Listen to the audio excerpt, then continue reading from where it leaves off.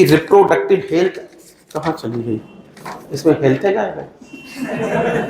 अच्छा ठीक है, एक मिनट बस पढ़ा रहा, इसमें भी आएगा, थोड़ी देर के लिए हमें पढ़ते हैं। तो देखो जरा रिप्रोडक्टिव हेल्थ, और हम पहला पेज बस इससे दिखा रहे हैं, फिर पढ़ा रहे हैं। जरा हमें तुम बताओ कि डेफिनेशन क्या होती है रिप्रोडक्टिव हेल्थ की, डेफिनेशन क्या होती है? अभी हम पढ़ाएंगे लिख लिख के, लेकिन बस थोड़ा सा ये पन्ना बकवास है ना, इसलिए इसको नहीं पढ़ेंगे। किसको कहते हैं रिप्रोडक्टिव हेल्थ, बताओ तो, किसको कहते हैं रिप्रोडक्टिव हेल्थ? बोलो, रिप्रोडक्टिव हेल्थ किसको कहते हैं? बहुत ही जल्दी आज ही खत्म कर देंगे, अभी तुरंत। तो हमने तुमसे कहा कि रिप्रोडक्टिव शब्द भाड़म जाए, सिर्फ हेल्थ सोचो किसको कहते। पुराने जमाने के लोग समझते थे बीमारी का न होना अर्थात हम स्वस्थ। पुराने जमाने के लोग सोचते थे कि absence of disease is called health. बाद में WHO ने इसकी परिभाषा बदली। WHO ने कहा कि मान लो तुम शरीर से टनाटन दिखाई दे रहे। कई बार हमने देखा कि लड़के शरीर से स्वस्थ हैं, लेकिन बाउंड्री खड़े अकेले 3 घंटे से तारे निहार रहे। मम्मी कहती बेटा समझ नहीं तो तुम्हें क्या हो गया, ना तुम्हारा खाना खाने में मन लगता, ना पढ़ाई में मन लगता है, अकेले में क्या देखते रहते हो, है कि नहीं? दिल जले। तो मम्मी समझ जाती हैं कि लड़का शारीरिक रूप से स्वस्थ है, लेकिन अंदर से मानसिक रूप से स्वस्थ नहीं है, कि नहीं? तो WHO ने कहा कि merely absence of disease not the indicator of healthy life. हमने कहा था आज हेल्थ कहते हैं WHO के अनुसार फिजिकल, शरीर तुम्हारा झमाझम हो, फिजिकल, मेंटल, मानसिक रूप से भी स्वस्थ हो, फिजिकल, मेंटल, सोशल, समाज में भी इज्जत हो। पता है जिधर से जा रहे लोग थू-थू कर रहे हैं, यही है रेपिस्ट, हटाओ लो भैया। Physical, mental, social, behavioural wellbeing ना, तो फिजिकल, मेंटल, सोशल। और इसी में फिजिकल में पूरे शरीर के बजाय अगर रिप्रोडक्टिव ऑर्गन को कंसीडर कर दिया जाए तो यही परिभाषा बन जाएगी रिप्रोडक्टिव हेल्थ। तो रिप्रोडक्टिव हेल्थ किसको कहते हैं? जिसके रिप्रोडक्टिव ऑर्गन्स हेल्दी हो और जो मानसिक, शारीरिक और व्यवहार के रूप में स्वस्थ हो ना। व्यवहार मतलब कैसा? अब पता चला व्यवहार में इसलिए स्वस्थ होना जरूरी, मान लो हमको हो गया एड्स, हमने कहा भाई साहब ये पता बताना कि न्यूज़पेपर कहाँ मिला, अरे हट करंट मार दिया कम। अरे भाई एड्स हो गया तो तुम हमसे हाथों नहीं मिलाओगे क्या? बोलो ना। तो हमारे प्रति सम्मान की नजर से देखो, इज्जत की नजर देखो, और अगर व्यवहार हम बोलो ना। तो इस तरह से physical, mental and social wellbeing को ही कहा जाता है हेल्दी। और ऐसे रिप्रोडक्शन शब्द जोड़ दे, अर्थात रिप्रोडक्टिव ऑर्गन्स फिजिकली हेल्दी है तो इसको कहते हैं। अच्छा एक बात बताओ, रिप्रोडक्टिव हेल्दी सोसाइटी किसको कहेंगे? किसको कहेंगे सोसाइटी? तो हम तुम्हें क्या होता है सोसाइटी माने समाज। ऐसा हाँ करें, ऐसा सोसाइटी जहां पड़ोसी टनाटन हो। अभी तुम्हें बता रहे पड़ोसी टनाटन है कि नहीं? ऐसा समाज जहां लोग रिप्रोडक्टिवली हेल्दी हो, अर्थात अगर वो रिप्रोडक्टिव ऑर्गन्स से रिलेटेड कोई बात पूछी जाए, कोई गोनोरिया के बारे में पूछना है, अभी तुम पढ़ाए चाहे जितना हम लोग हैं, हम लोग भी रिप्रोडक्टिवली स्वस्थ नहीं। जाते हैं मेडिकल स्टोर कुछ और खरीदने, और खरीद कॉम्बी फिल्म खरीद के चले आते, हटाओ चलो खरीदे, है कि नहीं? ये नौबत 22 साल से पढ़ाते हो गए, अभी तक एक शब्द इसमें लिख नहीं पाएंगे इस चैप्टर में। 22 साल पढ़ाते हो गए, ऊपर से डॉक्टर की डिग्री भी है, फिर भी तुम देखना अभी कितने हेल्दी है खुद हम। शर्म नहीं खत्म हो रही ना। तो हम तुम्हें यही बताने चाहते हैं कि ऐसी सोसाइटी जहां के लोगों के रिप्रोडक्टिव ऑर्गन बढ़िया हो और वो मानसिक रूप से भी स्वस्थ हो। एक बात बताएं, इधर सुनो सब धीरे धीरे थोड़े से। एक बात बताओ, अच्छा इंडिया कब आजाद हुआ था? कब आजाद हुआ था? 2014 में, 1940। अब बताते हैं जब देश आजाद हुआ तो एक बुजुर्ग थे, नाम नहीं बताएंगे, बताते वो जब आजाद हो गए तो वो सारे रोने लगे। लोगों ने पूछा बाबा क्या हो गया, अब तो खुशी मनाने का टाइम है, आप रो रहे हो? बोले कम का तब ये हर तरह से आजाद हो गए। बोले मतलब? अरे पहले से हम लोग 24-24 घंटों तो अंग्रेजों की सेवा करने में लग जाते थे, तो खुद गाना गाने का टाइम ही नहीं मिलता था। अब जो है आजाद हो गए, नतीजा दे दन गाना गाना, और दे दन तू चल मैं आता हूं। तो बेचारे वो बाबा वो रोने लगे कि कम का देवी हर तरह से आजाद हो गए, पता नहीं इस देश का होगा क्या, इस देश की जनसंख्या अब कहां पहुंच जाएगी। इसलिए लिखा है कि India was the first nation. उन बुजुर्ग को की भावनाओं को ध्यान में रखते हुए तुरंत कदम उठाया सरकार ने। आजादी बाद पहला कदम सिर्फ यही उठाया क्या कि सबसे पहले इसी पे कंट्रोल करो, आजादी पे। India was the first nation in the world जिसने पॉपुलेशन कंट्रोल करने के लिए फैमिली प्लानिंग प्रोग्राम चलाए। सन इतने में, कितने में? तुरंत है, आजादी के तुरंत बाद 1951 फैमिली प्लानिंग प्रोग्राम चलाए। क्या उद्देश्य था फैमिली प्लानिंग प्रोग्राम का? तो बताते हैं, ऐसे थोड़ा थोड़ा बोलते चले कि इस प्रोग्राम के तहत गांव गांव जाके लोगों को रिप्रोडक्टिव ऑर्गन्स के बारे में अवेयर करते थे। थोड़ा सा गर्मी हो रही है आज, है ना? पहली बात, पंखा चला दो। हाँ सुनो बेटा, एक तो रिप्रोडक्टिव ऑर्गन्स के बारे में बताते थे, दूसरा बताते थे एडोलसेंस एंड एडोलसेंस के दौरान होने वाले चेंजेस के बारे में।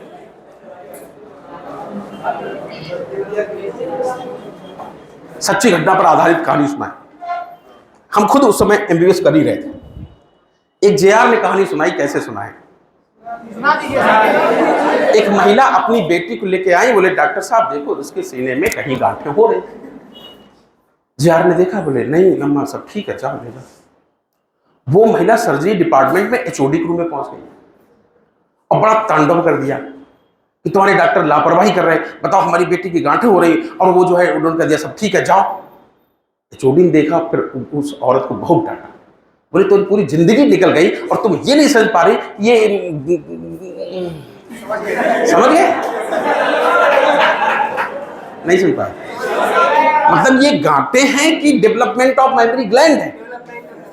डेवलपमेंट ऑफ मेमोरी ग्लैंड, हाँ नहीं समझ पाए। तो इसलिए डॉक्टर ने सोचा कि फैमिली प्लानिंग प्रोग्राम में पहले तो गांव-गांव जाके सबको रिप्रोडक्टिव ऑर्गन्स के बारे में बताते थे, फिर किशोरावस्था पे होने वाले परिवर्तन के बारे में बताते थे, जैसा कि हम तुम्हें बताएं। तुमने सुना होगा लोग कहते भाई जब तक बच्चे छोटे है ना तब तक तो डांट डपट लो, क्योंकि घड़े की अगर धुनाई नहीं करो, कुटाई नहीं करो तो सेफ नहीं आएगी। लेकिन अगर बाप का जूता बच्चे के पैर में आ जाए तो समझ जाना बच्चा बड़ा हो गया, अब उसको डांट डपट नहीं सकते, मित्रवत व्यवहार करो उसके साथ। कैसा करोगे? हाँ, पहले हम भी क्लास में बहुत पीट देते थे। फिर एक गार्जियन ने कहा कि आपने हमारे बच्चे को पीटा। हमने कहा नहीं, चोट नहीं लगी। बोले नहीं, मानसिक चोट लगी। तब से कान पकड़ लिया, कभी किसी को नहीं मारेंगे। हालांकि कूट देते अभी भी, है ना? तो तुम समझ गए कि क्योंकि किशोरावस्था पर हमारे अंदर टेस्टोस्टेरोन निकलने लगते हैं जो हमारे एग्रेसिवनेस के लिए रिस्पॉन्सिबल होते हैं। अगर हमें तुम्हारी बात बुरी लग गई तो हो सकता है हम फांसी लगा ले जाके, ट्रेंच कर जाए जाके ना। तो उस तरह से गांव-गांव लोगों को जाके समझाते थे इस फैमिली प्लानिंग प्रोग्राम के तहत कि भाई रिप्रोडक्टिव ऑर्गन्स क्या होता है, कैसे चेंजेज होते हैं इनमें, और साथ साथ उनको समझाते थे कि किशोरावस्था पर लड़का हो या लड़की, इनके साथ मित्रवत व्यवहार करो, वरना इनके अंदर हार्मोन्स की वजह से इनका व्यवहार बदला हुआ है। और तीसरी बात बताते थे कि समझ गए, safe and hygienic sexual practice के बारे में। अब इस पे ज्यादा एक्सप्लेन नहीं करेंगे, लेकिन हम तो बताएं जब गांव-गांव दो डॉक्टर जाते ही थे तो बाद में इस जो फैमिली प्लानिंग प्रोग्राम चलाया था इसका नाम बदल दिया गया था। इसका नाम बदल दिया गया था RCH। क्या नाम था? पूरा नाम बताओ, reproductive and child health care programme ना। जब तुम खुद एमबीबीएस करोगे तुम्हें भी जाना पड़ेगा, हमें भी जाना पड़ा था फाइनल ईयर में। डॉक्टरों को, नर्स को जब गांव-गांव जाना ही पड़ता था तो हम तो बताएं, जब डॉक्टरों ने सोचा कि हम लोगों को एजुकेट करने गांव-गांव जा ही रहे हैं तो क्यों ना एक पंथ दो काज कर लिया जाए। उनको रिप्रोडक्टिव ऑर्गन्स के बारे में तो बताते ही हैं, क्यों ना माना कि कम बच्चे पैदा हो, ये उद्देश्य है, लेकिन जो बच्चा पैदा हो वो हेल्दी लाइफ जिए, ये भी उद्देश्य था। तो फिर इस प्रोग्राम में जच्चा बच्चा दोनों के स्वास्थ्य के बारे में भी जोड़ लिया गया। गांव-गांव जाके ये भी बताने लगे कि भाई कम बच्चे पैदा करना ठीक रहेगा, ये बर्थ कंट्रोल के संसाधन हैं, इनसे कम बच्चे पैदा हो सकते हैं। दूसरी बात ये भी बताया जाता था कि महिला अब आप 3 महीने की हो गई, 4 महीने, 5 महीने की प्रेगनेंसी हो गई, वजन मत उठाओ, रेस्ट इतने घंटे करो, ये डाइट में लो। साथ साथ ये भी बताया जाता है जरा सा भी लेबर पेन हो तुरंत फोन करो या डॉक्टर के पास चले जाओ। नहीं संभावना है तो सूती कपड़े और एक ब्लेड नया उबाल लो और रेडी करके रखो, ताकि अगर डिलीवरी करानी पड़े तो तुम समझ पाना। साथ साथ ये भी बताया जाता था, पुराने जमाने में कहा था कि लोग क्या करते थे, स्क्वीज करके जो पुराना गाढ़ा पीला दूध होता निकाल देते थे। अब ये बताया गया कि नहीं, ये बच्चे के लिए अमृत है, इसको बच्चे को पिलाओ। साथ ही साथ ये भी बताया गया कि घबराना नहीं अगर लड़की पैदा हो जाए। चाहे लड़की हो चाहे लड़का, आज के बराबर जमाने में सब बराबर हैं, चाहे वो बहन जी हो, चाहे दीदी हो, चाहे कल्पना चावला हो, चाहे सुनीता विलियम्स हो, और चाहे प्रतिभा देवी सिंह पाटिल हो। याद आया? राष्ट्रपति भी हो सकता है और मजदूर भी हो सकता है, जैसे लड़का वैसे लड़की। तो इक्वल अपॉर्चुनिटी के बारे में बताया। लेकिन हम तुम्हें बताते हैं कि ये प्रोग्राम सफल हो तो इसके लिए कई कदम और भी उठाने पड़े थे। जैसे ये रिप्रोडक्टिव फैमिली प्लानिंग प्रोग्राम सफल हो जाए, अभी जल्दी पढ़ा रहे बेटा, तो इसको सफल बनाने के लिए गांव गांव इंफ्रास्ट्रक्चर बनाने पड़े, सरकारी अस्पताल बनवाने पड़े, डॉक्टर पहुंचाएंगे, नर्स पहुंचाएंगे, साथ ही साथ बताते हैं वहां अच्छी अच्छी टेक्नोलॉजी पहुंचाएंगे, साथ ही साथ बताते हैं कुछ चीजों पर सख्ती भी बरती। फैमिली प्लानिंग प्रोग्राम या आरसीएच सफल हो जाए, इस पे कुछ चीजों पर सख्ती भी बदली गई और ये किया गया क्या, कुछ चीजों पर कानूनन रोक लगा दी गई, बैन लगा दिया गया। उन्हीं में से एक चीज थी एमनियोसेंटेसिस। क्या नाम था? क्या था? कोई जानता है एमनियोसेंटेसिस क्या होता है? हमने तुम्हें बताया कि मान लो ये हैं आंटी जी, बाकी तुम्हें पूरे से शरीर से क्या लेना देना, और ये है इनका पेट, यही कहीं होता था बच्चा, मान लो ये, और हम तुम्हें बताएंगे कि इसके चारों तरफ होती थी ऐसे एक एक्वेरियम।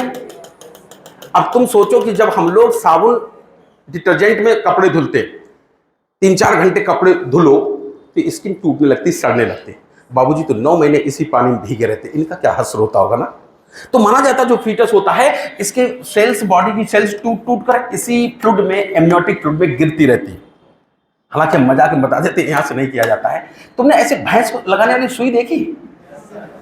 तो ये लेडीज हैं, भैंस नहीं है, लेकिन हम बता रहे हैं ऐसे ही। तो हम तो बताएं, इस तरह की एक थिक सिरिंज होती है और यहां से नहीं किया जाता, इसे समझाने के लिए, सरल करने के लिए यहां से क्या किया जाता है, ये फ्लूइड निकाल लिया जाता है। कौन सा? Amniotic fluid. ये सोचकर के इनके शरीर की एक आध सेल आ ही गई होगी।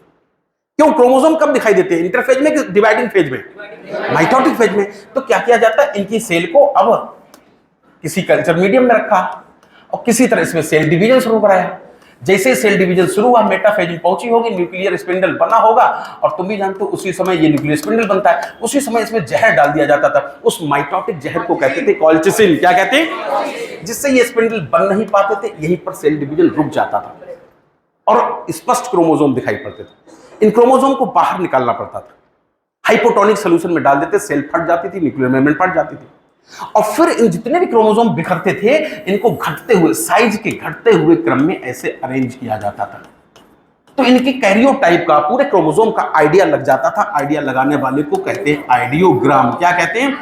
अब ऐसे बनने के बाद जब सारे क्रोमोसोम अरेंज कर लिए गए, आखिरी जोड़ी पर अगर इक्वल साइज के क्रोमोसोम हैं तो सिंबल से दर्शाएं तो लगता है कि लड़की होगी। क्या होगी? सिंबल से दर्शाओ तो XX।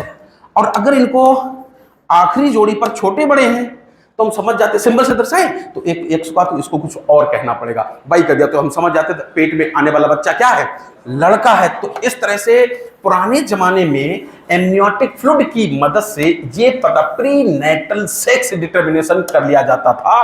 और लोग क्या करते थे, अगर पेट में लड़की डेवलप हो रही है तो एबॉर्शन करा देते थे। तो सरकार ने क्या किया, इस पे बैन लगा दिया कि भाई जन्म से पहले आप लिंग पता नहीं करवा सकते हो, प्री नेटल सेक्स डिटर्मिनेशन नहीं करा सकते हो, जिससे समाज में, स्वस्थ समाज के लिए जितने लड़का हैं उतने लड़कियां होना भी जरूरी, वरना महाभारत हो जाएगी। बात समझते ना? तो इस तरह से दंगा फसाद ना हो, तो हमने कहा था हेल्दी सोसाइटी के लिए जितने लड़का है लड़कियां, उतनी लड़कियां भी होना जरूरी है। तो फिर से बताओ कि आरसीएच को सफल बनाने के लिए सरकार ने क्या गांव गांव इंफ्रास्ट्रक्चर तैयार किए, सरकारी अस्पताल बनवाए, डॉक्टर नर्स और मशीनें पहुंचाई, और साथ ही साथ हमने कहा नई नई टेक्नोलॉजी इस्तेमाल की। और किस चीज पर बैन लगा दिया गया?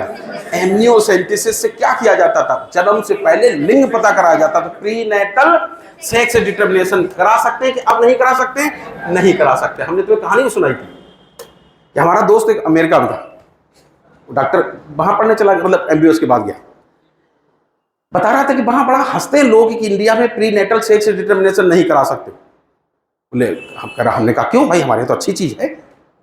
वो और कह रहा, हंसने लगा। पूछा क्या हो गया?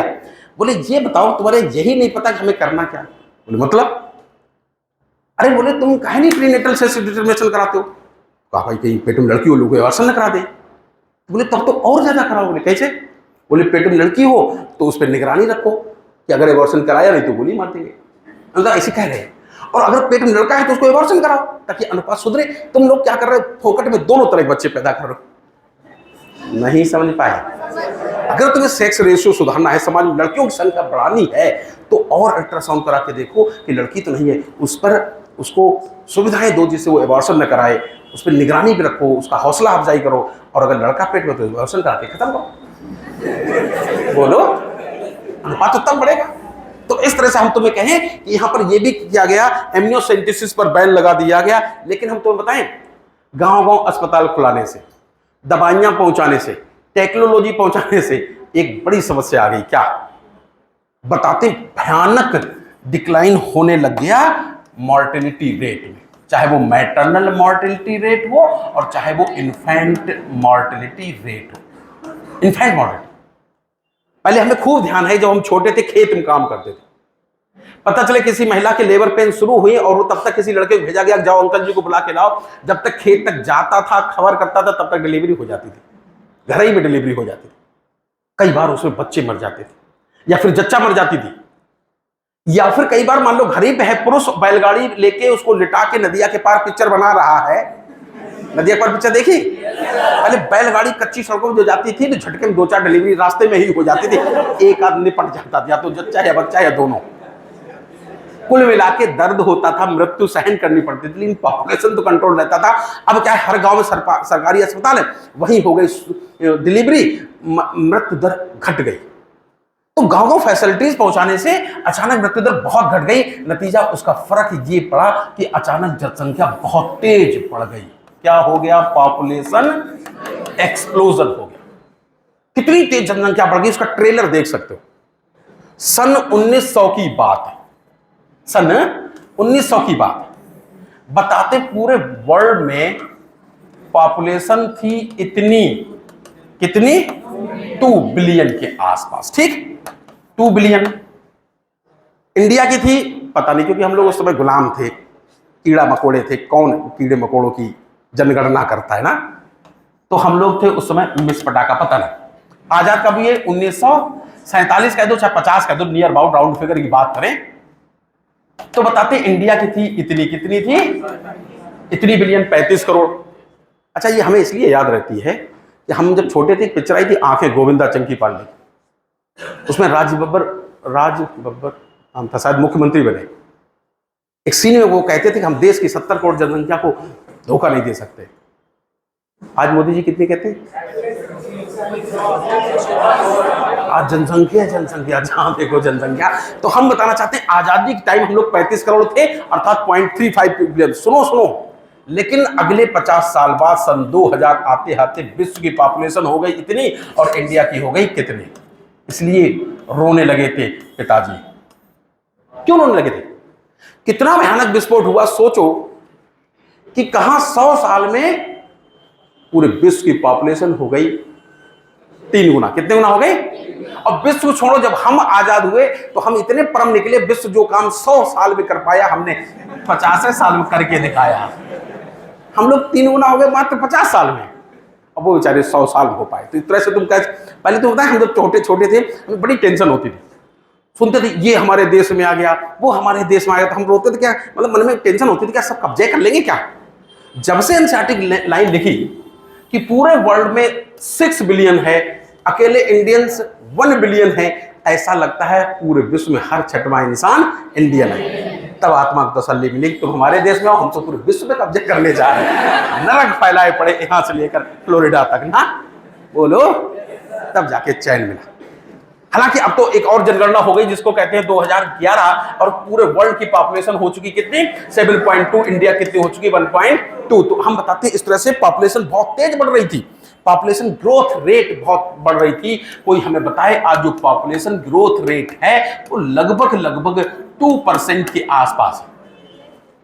2% से थोड़ा कम है, या ऐसे कह दो लगभग 20 बच्चे पैदा हो जाते हैं एक साल में, 1000 लोगों के बीच 20। इतनी ज्यादा पॉपुलेशन ग्रोथ रेट है, ऐसे तो बवाल हो जाएगा। ना खाने को भोजन बचेगा, ना रहने को स्थान बचेगा। स्ट्रगल फॉर एग्जिस्टेंस, आपस में लड़ाई शुरू हो जाएगी। सरकार को जरूर सख्त कदम उठाने पड़ेंगे, और उठाए भी। कौन कौन से कदम उठाए तुमने देखा होगा? तो नहीं देखा होगा, हमने सब देखा आंखों से। छोटे थे हमने देखा जितनी सरकारी बसें आती, अब तो इन सब पे प्रयागराज की डिजाइन छप के आती है, वरना पहले तोता मैना छपे होते थे। खासतौर से जिधर साइड से हम लोग बस में चढ़ते थे, घोंसला बना होता, तोता मैना छपे होते थे। नीचे स्लोगन लिखा होता था, हम दो हमारे दो। और इंडियन इतने कमबख्त थे, जहां हम दो लिखा होता भाई चीख मार देते थे, दो छुप जाता था, हम दो हमारे गिन लो हो जाता था, है कि नहीं? तो इस तरह से सरकार ने क्या किया, स्लोगन लिखाए, अर्थात प्रिंट मीडिया का सहारा लिया, टीवी रेडियो अर्थात इलेक्ट्रॉनिक मीडिया का भी सहारा लिखा, गांव गांव पोस्टर और दीवारों पे पोस्टर चिपकवाए, दीवारों पे छपवाया, हम दो हमारे दो, छोटा परिवार सुखी परिवार, बच्चे दो ही अच्छे, ताकि लोग मोटिवेट हो और छोटा परिवार रखें। उनके मन में ख्याल आए, एक बात तो सही लिखी है कि नहीं? अब गांव गांव में एक और बड़ा उल्टा होता था, सोचते दो बच्चे जल्दी पैदा हो जाए, इसकी वाली किताबें इसके काम आ जाएंगी, ये दैया। अब वो 100 रुपए किताबें बचाने के चक्कर में देश के ऊपर 1 लाख रुपए लोड रख देते थे ना। ये बहुत बड़ी कहानी थी, किताबें बचाने के चक्कर में। तो हम पढ़ा रहे बेटा। तो फिर से बताओ क्या किया, गांव गांव स्लोगन लिखा है, बताओ, हम दो हमारे दो, छोटा परिवार सुखी परिवार, बच्चे दो ही अच्छे। एक बार इतने पे जब नहीं माने तो बताते इंसेंटिव देना शुरू कर दिया। हर सरकार देती है डायरेक्टली इनडायरेक्टली, जैसे सपा की सरकार आती तो वो भी कहते भाई हम लड़कियों को ऐसा करेंगे, साइकिल देंगे स्कूल जाने के लिए, ताकि गांव के गरीब को ये दिक्कत ना आए कि लड़की पैदा हो तो पढ़ाएंगे कैसे। बहन जी भी कहती थी 20,000 रुपए देंगे उसकी एजुकेशन के लिए, बोलो ना।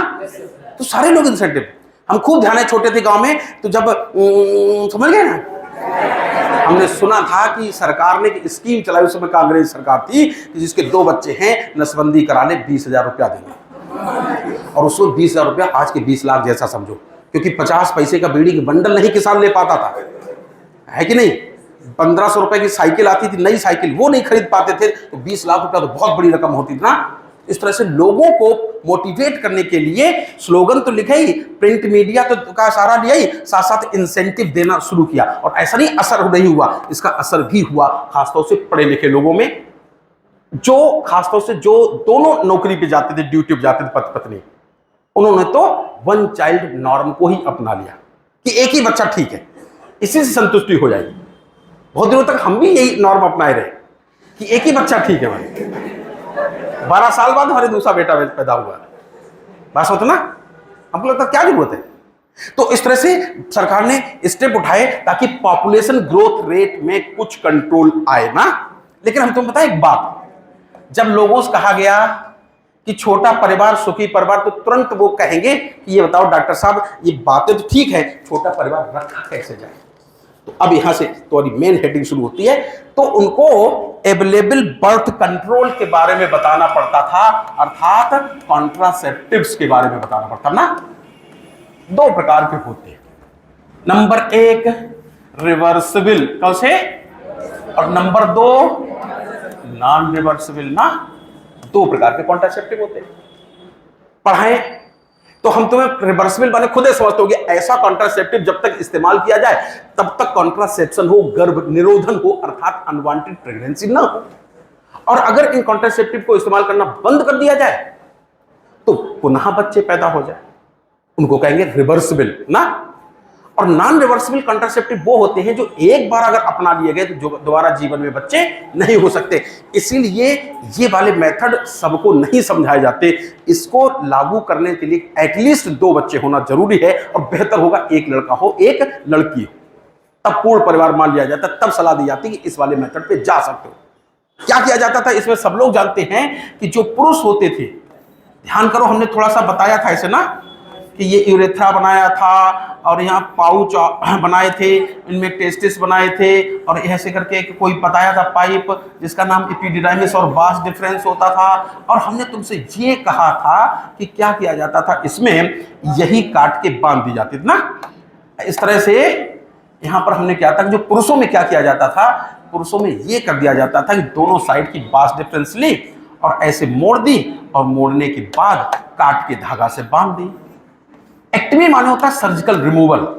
अगर किसी की टंग काट के हटा दी जाए ग्लोसेक्टमी, यूट्रस काट के हटा दिया जाए हिस्टेरेक्टमी, बास डिफरेंस काट के हटाई जाए तो वैसेक्टमी। तो इस तरह से इसमें पुरुष की बास डिफरेंस काट के बांध दी जाती थी, मोड़ के बांध दी जाती थी, इसको कहते थे। तो सर्जिकल मेथड भी कहलाते इसीलिए क्योंकि इसमें एक तो ये काम करते थे, क्या करते थे, वैसेक्टमी, वैसेक्टमी कर देते थे। इसको इसलिए डॉक्टर ही कर पाते थे ओटी में, ऑपरेशन थिएटर में, इसलिए सर्जिकल मेथड कहा जाता है। अच्छा, एक बार सवाल पूछा गया कि अगर इस इंसान में सीमेन बनता है, पहले तो बताओ सीमेन बनेगा कि नहीं बनेगा?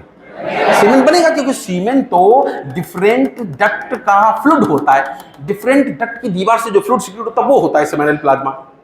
हाँ, ये अलग बात कि इधर से आते थे इसमें जूजू, और उस जूजू का नाम होता था स्पर्म। अब जब यहां पर गांठ बांध दी गई, लाइगेट कर दिया गया, तो बताओ इधर से स्पर्म आ पाएंगे कि नहीं आ पाएंगे? तो ऐसे इंसान में सीमेन बनेगा कि नहीं बनेगा? बनेगा, but without sperm. Madhya Pradesh PMT में एक बार आया था, सीमेन विदाउट स्पर्म बनेगा ना, वैसेक्टमी। ऐसा हम तुम्हें बताएं, पुरुष इतना कमबख्त मतलब है, जब मियां बीवी दोनों अस्पताल में आते हैं और डॉक्टर साहब कहते हैं नसबंदी करा लो, तो महिला को दिमाग देने में जुट जाता है, ऐसा करो तुम करवा लो, हमको मेहनत मजदूरी करने जाना पड़ता, तुम समझ नहीं रही हो। महिला बेचारी सोती हमको तो चलो डिलीवरी के लिए जाने हैं, लगे हाथ एक पंथ दो काज हो जाए। तो कभी कभी क्या किया जाता है कि महिलाओं की नसबंदी कर दी जाती है ना, क्या किया जाता है उसमें? तो हमने तुमसे बोला क्या किया जाता है, इधर साइड से, दोनों साइड से फाइलोपियन ट्यूब काट के बांध दी जाती, और कट करके बांधने को क्या कहोगे? ट्यूबेक्टमी। ये अलग बात है कि ज्यादा एब्डोमेन के थ्रू भी कर सकते हैं, लेकिन फीमेल में स्कार मार्क ना आ जाए, कॉस्मेटिक का भी ध्यान रखा जाता है, इसलिए वैजाइना के थ्रू कर दिया जाता है, और पुरुषों में भी इसलिए स्क्रोटल सैक के थ्रू कर दिया जाता ना। तो इस तरह से हमने तुमसे बोला कि जो सर्जिकल मेथड होते हैं, जो नॉन रिवर्सिबल मेथड होते हैं, इनको तभी इस्तेमाल किया जाता है जब कम से कम 2 बच्चे हों, और इसमें 2 मुख्य मेथड है, वैसेक्टमी और ट्यूबेक्टमी। कल बता चुके थे कि पुरुष में टेस्टिस काट के नहीं हटाए जाते, आर्किडेक्टमी नहीं किया जाता है, महिलाओं में ओवरी काट के नहीं हटाएंगे, ओफोरेक्टमी नहीं करेंगे, क्योंकि कहा था कि हमारे जो टेस्टिस या ओवरी हैं, ये सिर्फ और सिर्फ प्राइमरी सेक्स ऑर्गन का ही नहीं, ये एंडोक्राइन स्ट्रक्चर का भी काम करते हैं, डुअल फंक्शन परफॉर्म करते हैं। अगर पुरुषों में टेस्टिस हटा दोगे तो टेस्टोस्टेरोन नहीं निकलेगा, सारा हार्मोनल डिसबैलेंस हो जाएगा, महिलाओं में एस्ट्रोजन प्रोजेस्टेरोन नहीं निकलेगा ना। तो इस तरह से सर्जिकल मेथड में, इरिवर्सिबल मेथड में 2 मेथड होते हैं, वैसेक्टमी और, फिर से बताओ वैसेक्टमी कहां से की जाती है? स्क्रोटम के थ्रू। कहां की जाती है? ट्यूबेक्टमी कहां से की जाती है? डायरेक्ट एब्डोमेन से या वेजाइना के थ्रू। कहां से की जाती है? अच्छा, अब बात है रिवर्सिबल मेथड कौन से? ये वो मेथड है जब तक इस्तेमाल किए गए तब तक कॉन्ट्रासेप्शन होगा, गर्भ निरोधन होगा, इस्तेमाल करना बंद कर दिए जाए फिर से बच्चे हो जाएंगे। इन मेथड में तमाम सारे, और पहला है, बस हेडिंग देख ले, जिसका नाम हमने लिख रखा है एनसीईआरटी ने, नेचुरल मेथड। क्या नाम है? Natural method. नेचुरल मेथड नाम ही पर ही आपका प्राकृतिक तरीका है, इसमें कोई चीज बाहर का कोई सामान इस्तेमाल नहीं होता होगा। और हम तुम्हें बताएंगे स्वयं इतने तरीके हैं इसमें। नंबर 1 पीरियोडिक एब्स्टिनेंस, नंबर 1 कल बताया था, ध्यान करो, अलग समझा रहे हैं। एक दिन हमने तुमसे कहा था जब मेंस्ट्रुअल साइकिल पढ़ाई थी, और यह भी कहा था कि 100 महिलाओं की काउंसलिंग की जाए तो 100 में तुम्हें ज्यादातर मिलेंगी वो कहेंगे कि प्रति 28 दिन बाद हमारे ब्लीडिंग होती है। रेंज तो ये है 21 से लेकर 35 दिनों के बीच कुछ भी हो सकता है, ये सामान्य कंडीशन, मगर मोस्टली देखा गया कि महिलाओं में प्रति 28 दिन बाद ब्लीडिंग होती है। अब हमने कहा था कि चलो यहां से शुरू कर रहे हैं, किसी एक जगह से शुरू कर रहे हैं, तो अगर ये पहला दिन है तो दूसरा, तीसरा, चौथा, 5वां लगातार 4 से 5 दिन ब्लीडिंग होती है मेंस्ट्रुअल साइकिल की, इसको फर्स्ट फेज माना जाता है, ब्लीडिंग फेज माना जाता है। अगर ये साइकिल 28 दिन की है तो ज्यादातर देखा ये गया कि मिड ऑफ द साइकिल, यानी कि चौथा दिन, 14वां दिन जो होता है ओवुलेशन होता ना, इसलिए इस एक दिन को क्या कहा था? Ovulatory phase. इसको क्या कहा था? Proliferative phase. और लेकिन हमने कहा था ये 14 दिन सदा फिक्स होते हैं, और इसको हमने कहा था चौथी फेज अर्थात लूटियल फेज। तीसरी थी ओवुलेटरी फेज। एक बार सवाल इतना ही पूछा गया कि पूरी मेंस्ट्रुअल साइकिल में शॉर्टेस्ट फेज कौन सी होती है? ओवुलेटरी, मात्र 1 दिन की होती ना। अच्छा सुनते रहे ना। अब हम ये कह रहे थे, एक दिन हमने तुमसे बोला था कि ओवुलेशन 14वें दिन होगा, ये गारंटी नहीं, लेकिन ओवुलेशन जिस दिन हुआ उसके बाद के 14 दिन फिक्स होते। एक बार और समझा दे तभी उसको समझा पाए। जैसे अगर कैलेंडर मेथड से समझाएं, किसी महिला ने कैलेंडर देख के टिक किया है कि 1 जनवरी को ब्लीडिंग हुई, और उसको ये पता है कि प्रति 28 दिन बाद हमारे अंदर नेक्स्ट ब्लीडिंग होनी है, 28 दिन बाद। तो अगर 1 जनवरी को ब्लीडिंग हुई तो बताओ ओवुलेशन किस दिन होगा? तो हमने कहा था ये दिन फिक्स होते हैं, कितने? 14, गिनेंगे पहले दिन से। ये वेरिएबल होता है। तो AX प्लस 14 बराबर कितना बताया था? 28 दिन की साइकिल है, तो AX बराबर आएगा 28 माइनस 14, यानी कि बाई चांस कितना दिन आएगा? तो इसका मतलब अगर 1 जनवरी को ब्लीडिंग हुई तो 14 जनवरी को ओवुलेशन होगा। हम तुम्हें इसे समझा चुके थे, क्योंकि सारा हेडिंग इसी पर आधारित है, इसलिए बता रहे। तो अब हम तुम्हें कैलेंडर से समझाएं। तो हमने तुमसे ऐसे सवाल पूछा था कि मान लो किसी महिला में 14 जनवरी को ही क्वाइटस हुआ, यानी कि इधर से स्पर्म आने पर, बताओ ये महिला प्रेग्नेंट होगी कि नहीं होगी? तो कहा था 14 जनवरी को इधर से आ गया ओवा, और 14 जनवरी को अगर फिजिकल रिलेशन स्टैब्लिश किया तो इधर से आएगा स्पर्म, और दोनों आपस में करेंगे चाऊ माऊ और हो जाएगी प्रेगनेंसी। चाऊ माऊ तुम समझ गए, फर्टिलाइजेशन। तो पूरे प्रेगनेंसी के चांस हैं। फिर हमने तुमसे ये कहा था, ऐसे ही पूछा था कि मान लो ये कोई महिला है, प्रति इतने दिन बाद ओवुलेशन होता है। अच्छा इसको पढ़े, उधर एक और बताते हैं, एक और केस बता दें। मान लो कोई महिला ऐसी है, उसने कहा कि नहीं नहीं नहीं नहीं, हमारे अंदर ब्लीडिंग तो प्रति 28 के बजाय 30 दिन बाद होती है, बताओ ओवुलेशन किस दिन होगा? तो ये दिन घटे बढ़ेंगे, ये दिन फिक्स रहेंगे, यानी कि x प्लस 14 बराबर अब की बार हो जाएगा इतने दिन। कितने दिन? 30 दिन। तो तुम भी जानते हो 14 में 30 में से 14 घटाओगे कितना बच जाएगा? तो यहाँ 16 जनवरी को होगा। तो जिस दिन ओवुलेशन होगा उसको ऐसे कैलकुलेट किया जाता है। फिर हमने तुमसे ये बता रहे थे, हम चलो 14 वाले बता रहे हैं कि 14 जनवरी को क्वाइटस किया गया तो महिला प्रेग्नेंट हो जाएगी ना। अच्छा एक बात बताओ, 14 के बजाय हमने कहा था कि मान लो 15 जनवरी को क्वाइटस किया जाए तो ये महिला प्रेग्नेंट होगी कि नहीं? 14 तारीख आज है, इधर से ओवा आ गया लेकिन इधर से स्पर्म नहीं आया, क्योंकि आज मान लो फिजिकल रिलेशन नहीं हुआ। लेकिन हमने कहा था फैलोपियन ट्यूब में ओवा कितने दिन जिंदा रह लेगा? कितने दिन? 1 दिन, 24 घंटे टुकुर टुकुर यहां बैठा रहेगा। 1 दिन गुजर गया, 15 जनवरी हो गई, इधर से स्पर्म आया, फर्टिलाइजेशन हो गया, प्रेगनेंसी के पूरे चांस। तो हमने तुमसे कहा था इसका मतलब 14 की बजाय 15 जनवरी को भी प्रेगनेंसी के पूरे चांस। उल्टा सोचो, उल्टा सोचो। कहा था कि मान लो आज जनवरी है, 1 दिन पहले की बात है, 13 जनवरी। अच्छा ये बताओ 13 जनवरी को यहां ओवा आएगा कि नहीं आएगा? ओवा नहीं आएगा। ओवा तो किस दिन आएगा? 14 जनवरी को। अगर कहानी हम 28 दिन वाले पढ़ा रहे हैं तो ओवा आएगा 14 को।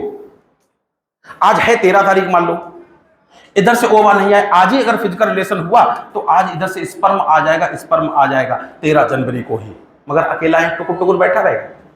कल 14 जनवरी हुई, ओवुलेशन हुआ, ओवा निकला, धूम मचा ले, धूम मचा ले, हो गया ना फर्टिलाइजेशन। प्रेगनेंसी होगी कि पूरे चांस? प्रेगनेंसी के पूरे चांस। मान लो 13 छोड़ो, हमने कहा था मान लो आज 12 तारीख है, बताओ 12 जनवरी को इधर से ओवा नहीं आया, 12 जनवरी को फिजिकल रिलेशन हुआ, नतीजा इधर से स्पर्म आ गया, बताओ प्रेगनेंसी होगी कि नहीं? ओवा तो है नहीं, होगी। ये स्पर्म कमबख्त यहां इतने दिन बैठा रहेगा। कितने दिन? 48 घंटे। कहा था वैसे 12 से 72 घंटे तक बैठा रहता है, लेकिन एवरेज बात करें तो 2 दिन टुकुर टुकुर यही बैठा रहेगा। अब अगर 12 तारीख निकल गई कोई बात नहीं, 13 तारीख निकल गई कोई बात नहीं, कभी तो निकलोगे हमारे मोहल्ले से, है कि नहीं? 14 तारीख तो कमबख्त जो है गड़बड़ कर देता है।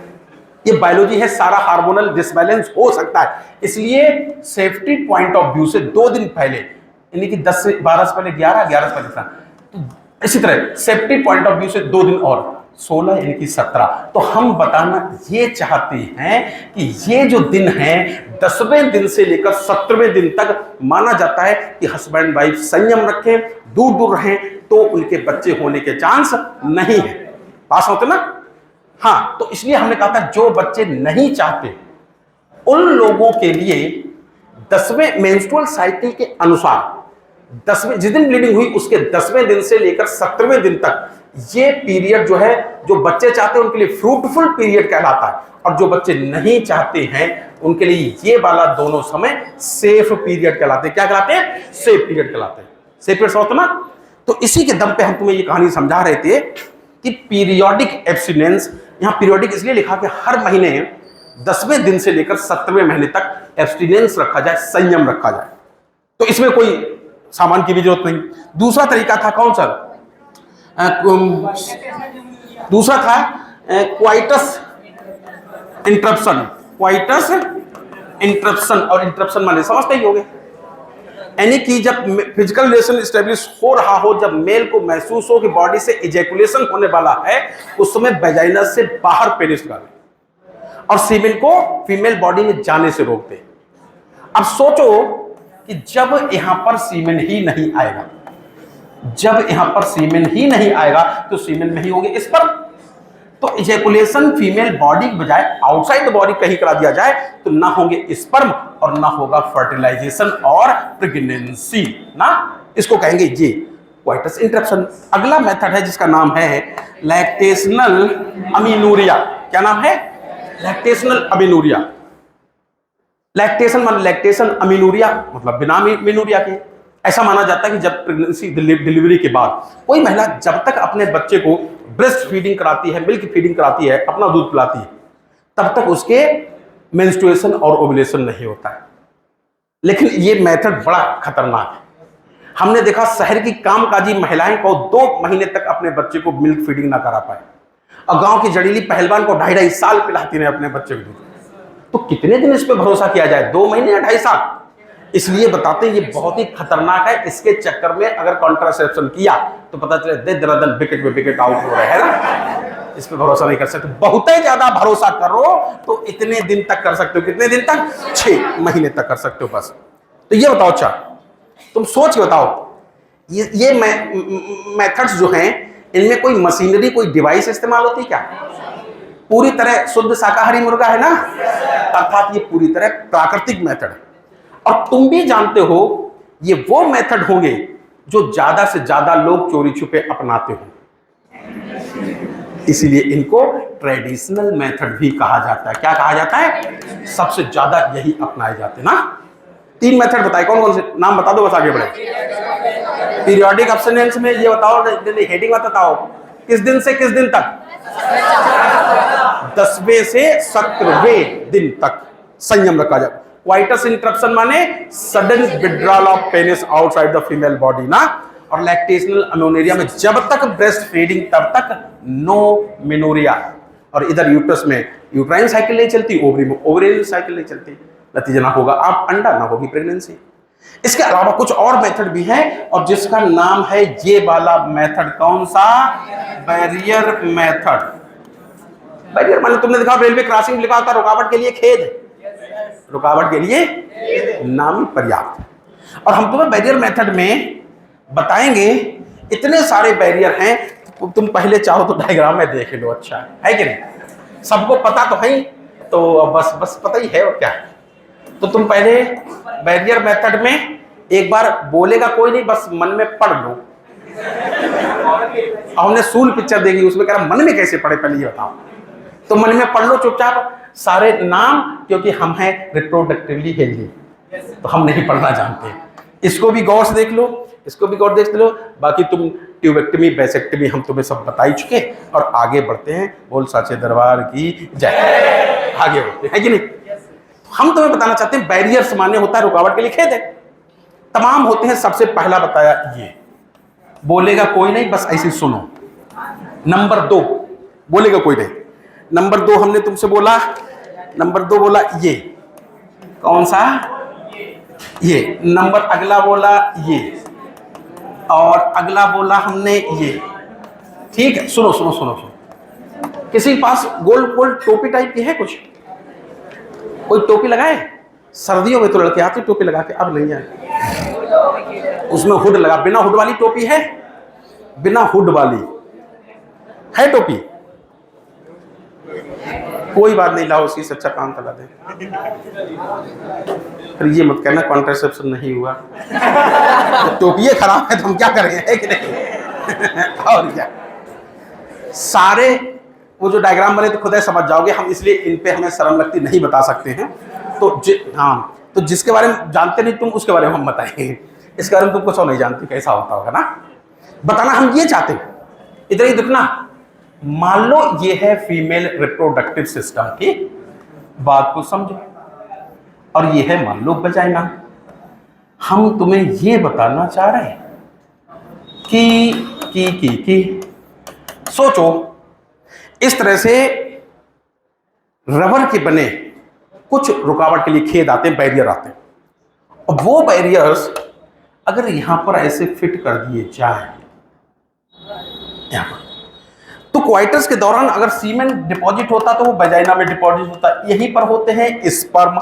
अब मान लो इधर से फीमेल में ओवा निकल भी आया, बाई चांस मान लो 14 तारीख है और 14 फरवरी है, और मान लो इधर से ओवा निकल आया, है कि नहीं, और कहीं फिजिकल रिलेशन हुआ तो प्रेगनेंसी हो जाएगी। तो ये रुकावट के लिए खेद, ये क्या है, बैरियर, और इसी का नाम बता दिया हमने, सर्वाइकल कैप।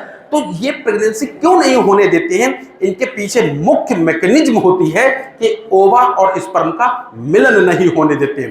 दे प्रिवेंट, इनको दो मीटिंग ऑफ स्पर्म एंड ओवा, दोनों को मिलन नहीं होने देते। इस तरह से हमने तुमसे कहा था। हाँ, ये अलग बात है कि ये दोनों के लिए आता है, मेल और फीमेल के लिए। इसके साथ सबसे अच्छी चीज ये कि ये अनवांटेड प्रेगनेंसी से तो बचाता ही बचाता है, साथ ही साथ एसटीडी से भी बचाता है। किससे बचाता है? सेक्सुअली ट्रांसमिटेड डिजीज से भी आता है। और हम तुम्हें एक मजे की बात बता रहे हैं कि आप 2 ही 3 पॉइंट लिखे, हम जब से पढ़ा रहे हैं इनसे अगला पॉइंट नहीं आया।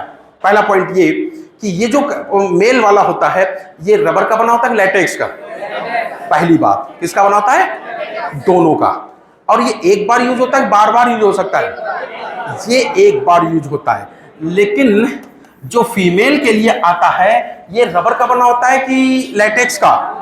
रबर का बना होता है। और ये फीमेल वाले अगेन एंड अगेन यूज हो सकते हैं। तो इस तरह से हमने तुमसे कहा था कि यह है बैरियर मेथड्स, और ये मुख्य उद्देश्य होता है, इसके पीछे की मैकेनिज्म होती है कि ये मेल फीमेल गैमेट का मिलन नहीं होने देते हैं, मीटिंग नहीं होने देते ना। अगला मेथड बताओ, अच्छा कौन सा है? अगला मेथड कौन सा है? तो हम तुम्हें बताएंगे इंट्रा यूट्राइन डिवाइसेस। तुम भी जानते हो हमारे शरीर में बड़ी खास बात है, वो अपने और पराये को पहचान लेता है। हम अपना ब्लड रोज इधर से निकालें इधर चढ़ाएं, रोज इधर से निकालें इधर चढ़ाएं, कोई दिक्कत नहीं होने वाली है। लेकिन किसी अरे गरे का ब्लड ले ले तो वो हमारे प्राण ही चले जाए। सेल्फ नॉन सेल्फ को पहचानने की क्षमता होती। हमारा बॉडी हमेशा नॉन सेल्फ का रिजेक्शन करता है, बाहरी चीजों को विरोध करता है, और इसी विरोध करने वाली क्षमता को इम्यूनिटी कहते हैं। क्या कहते हैं? तो वैज्ञानिकों ने इसका फायदा उठाया, सोचा कि मान लो ये है फीमेल रिप्रोडक्टिव सिस्टम, खासतौर से यूट्रस। सोचा इसमें कोई नॉन सेल्फ चीज पहुंचा दी जाए, कोई फॉरेन बॉडी पहुंचा दी जाए। क्या पहुंचा दी जाए? बाहर की कोई चीज पहुंचा दी जाए, तो हो सकता है इसके शरीर की लिम्फोसाइट अर्थात इम्यून सिस्टम इसको फॉरेन बॉडी समझ पाए। तो इस तरह से कोई चीज पहुंचाई गया, नतीजा शरीर की लिम्फोसाइट और उसके बीच झगड़ा हुआ। इस झगड़े में यूट्रस खराब होने लगा, यूट्रस इम्प्लांटेशन के लायक नहीं बचा। कोई समझा? ये इसके पीछे की मुख्य कॉन्सेप्ट था कि फॉरेन बॉडी पहुंचा दोगे तो यूट्रस जो है वो अनुकूल नहीं रह जाएगा इम्प्लांटेशन के और प्रेगनेंसी के। इंट्रायूट्राइन डिवाइस कहते थे। तुम भी जानते हो पहली बार जब कोई चीज बनती है तो बड़ी साधारण टाइप की बनती है। तो शुरू में जो बनते थे वो ऐसे ही बनते थे, जिनको कहते थे साधारण टाइप के, अर्थात नॉन मेडिकेटेड। क्या कैसे बनते थे? Non medicated. एग्जाम्पल बताओ, लिप्स लूप।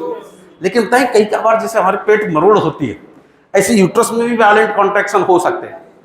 और अगर मरोड़ हुई हमारे पेट में या यूट्रस में कॉन्ट्रैक्शन हुआ तो ये चीज बाहर निकल जाती थी। तो वैज्ञानिकों ने सोचा इसको ऐसा रूप दे दिया जाए कि जो यूट्रस में आसानी से फिट बैठ जाए। जरा यूट्रस को गौर से देखो, यहां कोई चीज ऐसी अगर शेप वाली हो, अंग्रेजी की टी के आकार की, तो काफी आराम से फिट बैठी रहेगी। यूट्रस में कॉन्ट्रैक्शन हो तो भी जल्दी बाहर नहीं निकलेगी। तो अब ऐसी डिवाइस बनाएगी जो अंग्रेजी की टी जैसी थी, किस धातु की बनी है? तो इस तरह से हम तुमसे कहेंगे अब आने लगी ऐसी, कैसी आने लगी? Copper releasing. कैसी आने लगी? Copper releasing. कोई एक आध बताओ, कॉपर टी का नाम याद आया? एक आध और बताओ, कौन सी? कॉपर 7 का नाम याद आया? एक आध और बताओ, मल्टी लोड। ऐसी।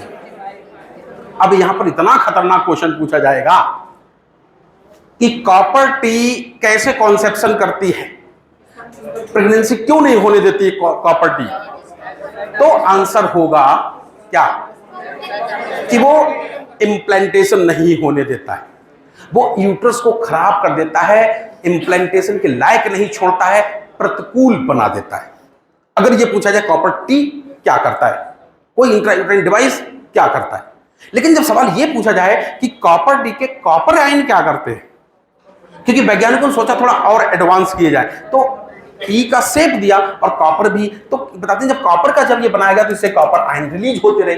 तो जब सवाल ये पूछा जाए कि कॉपर टी के कॉपर आयन क्या करते हैं, तो हम तुम्हें बताएं जब यहां से स्पर्म गुजरते हैं, चू चू चू चू चू चू चू चू 30-40% झमाझम दौड़ने वाले होने चाहिए, ये कॉपर आयन के संपर्क में आते ही बेहोश हो जाते हैं, अर्थात इनकी मोर्टेलिटी सप्रेस हो जाती है, ना पर्याप्त स्पर्म पहुंचते, ना ही फर्टिलाइजेशन और प्रेगनेंसी हो पाती। तो तुमसे दोनों सवाल है, कॉपर टी क्या करती है? इम्प्लांटेशन रोकती है। कॉपर आयन, कॉपर टी के कॉपर आयन क्या करते हैं? तो बताओगे स्पर्म की मोर्टेलिटी सप्रेस कर देते हैं, और जिससे ना पर्याप्त स्पर्म पहुंच पाते और ना ही फर्टिलाइजेशन हो पाता है। तो फर्टिलाइजेशन रोकता है कॉपर आयन और इम्प्लांटेशन रोकता है कॉपर टी। पता तुम्हें, तुमने कभी पुलिस वालों की राइफल देखी? उसमें आगे हमने देखा था राइफल तो होती थी, बुलेट भी दी जाती थी, लेकिन आगे छुरा टाइप लगा दिया जाता था, संगीन कहते शायद उसको, कहते अगर गोली खत्म भी हो जाए तो दुश्मन के छुरा भोंक देना, मर जाएगा। तो छुरा लगाते थे। फिर बताते वो छुरा ऐसी धातु का बनाया जाने लगा कि दुश्मन की छुरा अगर जरा सा भी काट दे तो फिर वो गल गल के मर जाएगा। तो उसकी इफिशियंसी, क्योंकि पुलिस का काम है दुश्मन को मारना, तो इफिशियंसी बढ़ाने के लिए पहले तो सिंपली छुरा लगाया गया, फिर ऐसी धातु को बनाया गया कि वो गल गल के मर जाए। तो वैज्ञानिकों ने यहां पर भी यही सोचा कि ठीक है हम प्रतिकूल तो बना ही रहे, ठीक है हम ये तो कर ही रहे, लेकिन अब ऐसा कर दिया जाए कि कुछ और ही कार्य क्षमता बढ़ जाए, कॉन्ट्रासेप्शन और भयानक होने लग जाए, तो बाद में बनाने लगे। ऐसे कैसे? Hormone releasing. कोई हमें एक आध नाम बताओ। अच्छा, LNG 20 याद आया? LNG 20। अच्छा, ये एक और बता दो, प्रोजेस्टाजर्ट याद आया? तो इस तरह से ये होने लगे। फिर बात समझ रहा, जितने ये हार्मोन इंट्रायूटेराइन डिवाइसेस, इसकी सबसे खूबसूरती ये थी कि ये हमें अनवांटेड प्रेगनेंसी के साथ साथ हमें STD से भी बचाता है, इसलिए बहुत इंपॉर्टेंट है। इनकी अच्छाई बुराई ये है, ये यूजर खुद यूज कर सकता है, किसी डॉक्टर नर्स या एक्सपर्ट के पास नहीं जाना पड़ेगा। इनकी बुराई ये है, इनको खुद से इस्तेमाल नहीं कर सकता है, किसी डॉक्टर नर्स या स्टाफ नर्स की आवश्यकता होगी, कोई कॉपर टी खुद से इंसर्ट नहीं कर सकता। इनकी इसमें क्या होता, थोड़ा प्राइवेसी पे आंच आती है, इसलिए शर्म वाले लोग जल्दी जाते भी नहीं। वो तो जब दिखाने आते हैं तभी पकड़ के बस खत्म तभी कंट्रासेप्शन कर दिया जाता है। अभी बता रहे क्या? तो हम तो बताना चाहते हैं कि चूंकि इसमें एक्सपर्ट की जरूरत पड़ती है, तो ये इसका ड्रॉबैक है, लोग शर्म के मारे इसको कम अपनाते हैं। अच्छी बात ये है, ये अगेन एंड अगेन रोज मेडिकल स्टोर से खरीदने जाना पड़ेगा, तभी तो जलील हो रहे हो, है ना? इसमें तो एक ही बार अगर समझ गए ना, हिम्मत करके पहुंच जाओ अगर नर्स के पास, तो 2 साल 3 साल जब तक बच्चे नहीं चाहते तब तक कंट्रासेप्शन अपने आप होता रहेगा। इसलिए बताते हैं कि IUCD जो होते हैं, इंट्रायूटेराइन कॉन्ट्रासेप्टिव डिवाइसेज होते हैं, उन लोगों के लिए आइडियल कॉन्ट्रासेप्टिव कहलाते हैं जो 2 बच्चों के बीच गैप रखना चाहते हैं, 3 साल का 4 साल का, बात होता ना, लॉन्ग टर्म कॉन्सेप्शन के लिए ये अच्छे माने जाते हैं। एक और गजब की बात, जिस दिन हमने तुम्हें एम्ब्रियोनिक डेवलपमेंट पढ़ाया था, कहा था कि जब जाइगोट बनता है फैलोपियन ट्यूब पे, साथ साथ ये मूव करना शुरू कर देता है। 2 सेल्ड स्टेज आती है, 4 सेल्ड स्टेज आती है, लेकिन यूट्रस तक आने में इसको दिन लग जाते हैं, इतने कितने चौथे दिन आ पाता है। फर्टिलाइजेशन जिस दिन होता है उसके चौथे दिन यूट्रस में आ जाता है। चौथे दिन आ जाता है। कितने दिन आ जाता है? चौथे दिन। पता नहीं सुबह आएगा, शाम को आएगा, दोपहर को आएगा। तो ये कहो 3 दिन पूरे होने के बाद कभी भी आ जाएगा। एक दिन में 24 घंटे, तो 3 दिन में कितने घंटे? 24 तीयो 72। 24 तीयो। इसलिए बताते हैं, इसमें ये भी खास बात है, इनको इमरजेंसी कॉन्ट्रासेप्टिव्स के रूप में भी इस्तेमाल कर सकते हैं। अगर किसी महिला ने अनप्रोटेक्टेड क्वाइटस कर भी लिया और उसको पूरे कैलकुलेशन से आइडिया लगा कि शायद हमारे आज ओवुलेशन हो सकता था, कहीं प्रेगनेंसी ना हो, अनवांटेड बच्चे ना मिल जाएं, तो वो 72 घंटे के अंदर अंदर अगर इंट्रायूट्राइन डिवाइसेस लगवा लेती है, तो फिर चूंकि यहां जब आ ही नहीं पाया अभी तक एम्ब्रियो, और उससे पहले तुमने आईयूसीडी फिट करवा ली, तो यूट्रस उसको इम्प्लांट नहीं होने देगा। तो इमरजेंसी कॉन्ट्रासेप्टिव के रूप में भी इस्तेमाल किया जा सकता है किसको? हार्मोन, मतलब इंट्रायूट्राइन डिवाइस। फिर से बताना, इसका सबसे पॉजिटिव पॉइंट क्या है? लॉन्ग टर्म कॉन्सेप्शन कर सकता है। दूसरा क्या है? एज ए इमरजेंसी कॉन्ट्रासेप्टिव इस्तेमाल कर सकते हैं। सबसे इसका नेगेटिव पॉइंट क्या है? डॉक्टर या नर्स के द्वारा ही संभव है, खुद से संभव नहीं ना। अच्छा, एक बात बताएं, इन सब के बाद एक और हमारे पास कॉन्ट्रासेप्टिव है, और जिसका नाम है ये, कोई नाम बताए क्या? क्या नाम है ये वाले कॉन्ट्रासेप्टिव? कौन से? हार्मोनल। कौन से? हार्मोनल। हार्मोनल बहुत इंपॉर्टेंट है। हार्मोनल में क्या करते हैं हम? इसमें हम या तो प्रोजेस्टेरॉन देते हैं, या फिर प्रोजेस्टेरॉन और एस्ट्रोजन का कॉम्बिनेशन देते हैं। क्या करते हैं ये? ध्यान करो, जब हमने कल तुम्हें रिप्रोडक्शन पढ़ाया था, एक दिन पहले जब हमने तुम्हें रिप्रोडक्शन पढ़ाया था, वो याद है किसी को?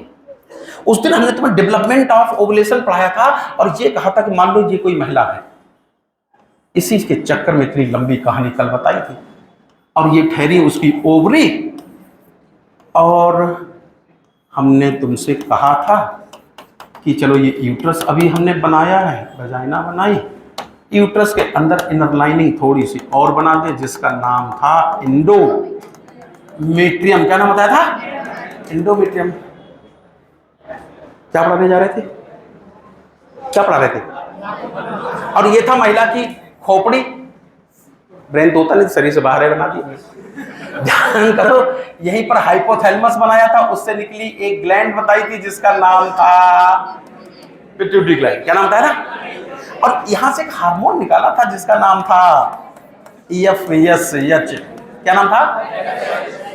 जिससे महिला के अंदर जो प्राइमरी फॉलिकल सुप्ता अवस्था में थी, डोर्मेंसी पीरियड में थी, वो फर्दर डेवलप होना शुरू हो जाती थी, वो सेकेंडरी फॉलिकल में बदल जाती थी, टर्सरी फॉलिकल में बदल जाती थी, और बदल जाती थी ग्रेफियन फॉलिकल। किसमें? और कहा था जब ये फॉलिकल बनती थी, इनसे एक हार्मोन निकलता था, और इसका नाम था एस्ट्रोजन। क्या नाम था? एस्ट्रोजन इंडोमेट्रियम की दीवार में सेल डिवीजन काज करा देता था, प्रोलिफरेशन काज करा देता था, जिससे इंडोमेट्रियम की मोटाई ऐसे बढ़ने लगती थी। क्योंकि जितनी मोटी इंडोमेट्रियम होगी, उतना ही ज्यादा इसके अंदर ब्लड कैपिलरीज का जाल होगा। जितना ज्यादा ब्लड कैपिलरीज का जाल होगा, यहां चिपकने वाले बच्चे का उतने अच्छे से नरिशमेंट कर पाएंगे, बच्चा स्वस्थ पैदा होगा। लेकिन कहानी को हमने कुछ और समझाया था। हमने कहा था ऐसे समझो, तुम भी जानते हो हार्मोन क्या है। हार्मोन बेसिकली दूत है, मैसेंजर है, केमिकल मैसेंजर कहते हैं। इस पूरे साम्राज्य का सबसे बड़ा हीरो कौन है? ओवम। कौन है?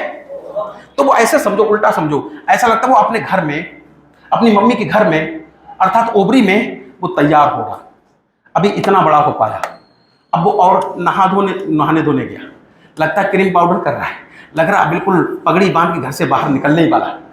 तो ऐसा लगता है यहाँ जो ओवेरियन साइकिल होती है, ओवम का डेवलपमेंट होता है, तो ये ओवरी तुरंत यहाँ यूट्रस को संदेश भेज देती है, भाई साहब मेरा लड़का नहा धो के तैयार हो रहा, आपके यहाँ तक बारात लाने के लिए आप अपनी तैयारी करना शुरू कर दो। कहा था सोचो, इस पूरे साम्राज्य का सबसे बड़ा हीरो कौन है? ओवम। ऐसे समझो, इस साम्राज्य का सबसे बड़ा हीरो मुख्यमंत्री जी। और मुख्यमंत्री जी हमें फोन कर दे, भाई साहब आपके यहाँ हम 14 फरवरी को आएंगे, तो हमने तुमसे कहा था कि हम घर में ताला लगा के भाग जाएंगे कि गद्दे लाके बिछाएंगे। इंडोमेट्रियम की ऐसे मोटाई बढ़ने लगती थी। बात सुना, बहुत ही गजब की बात है, गजब की बात है। और कहा था ये मुख्यमंत्री जी लखनऊ से चले चले चले उन्नाव में आके एक्सीडेंट हो गया, अर्थात ये जो ओवम रिलीज हुआ तो मारा गया। देखो अगर इधर से स्पर्म नहीं जाता है, अर्थात ये अनमैरिड फीमेल है, तो स्पर्म नहीं जाएगा, स्पर्म नहीं जाएगा मतलब प्राकृतिक तरह से, मतलब नैतिकता का आधार नहीं जाएगा। और हमने कहा था स्पर्म नहीं गया तो फर्टिलाइजेशन नहीं होगा, फर्टिलाइजेशन नहीं होगा तो 24 घंटे के अंदर ये मर जाएगा। मर गया तो क्या होगा, इधर से ये एस्ट्रोजन का निकलता रहेगा, बंद हो जाएगा।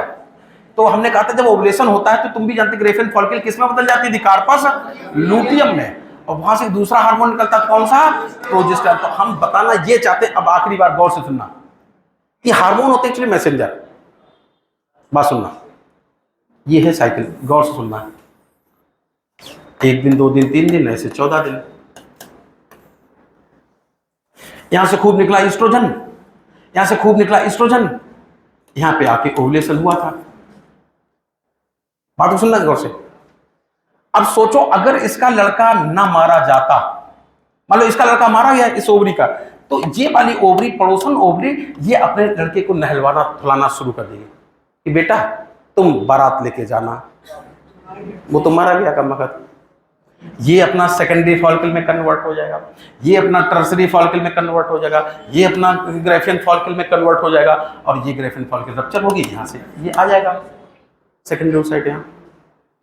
तो हम बताना ये चाहते हैं कि अगर इसका लड़का नहीं मारा गया तो ये मम्मी 3 से 4 महीने तक खुशियां बांटती रहेगी, और ये मम्मी इधर यूट्रस की मोटाई बढ़वाती रहेगी, या इनडायरेक्टली बोले कि इससे निकले एस्ट्रोजन प्रोजेस्टेरोन इसको सप्रेस रखेंगे कि बहन तुम अपने लड़के को तैयार मत करो, मेरा लड़का मारा नहीं गया, वो बारात लेके जा रहा है गंगवार सर के यहां तक, बोलो ना, तुम अपने लड़के को तैयार मत करो, मेरा लड़का जा रहा है।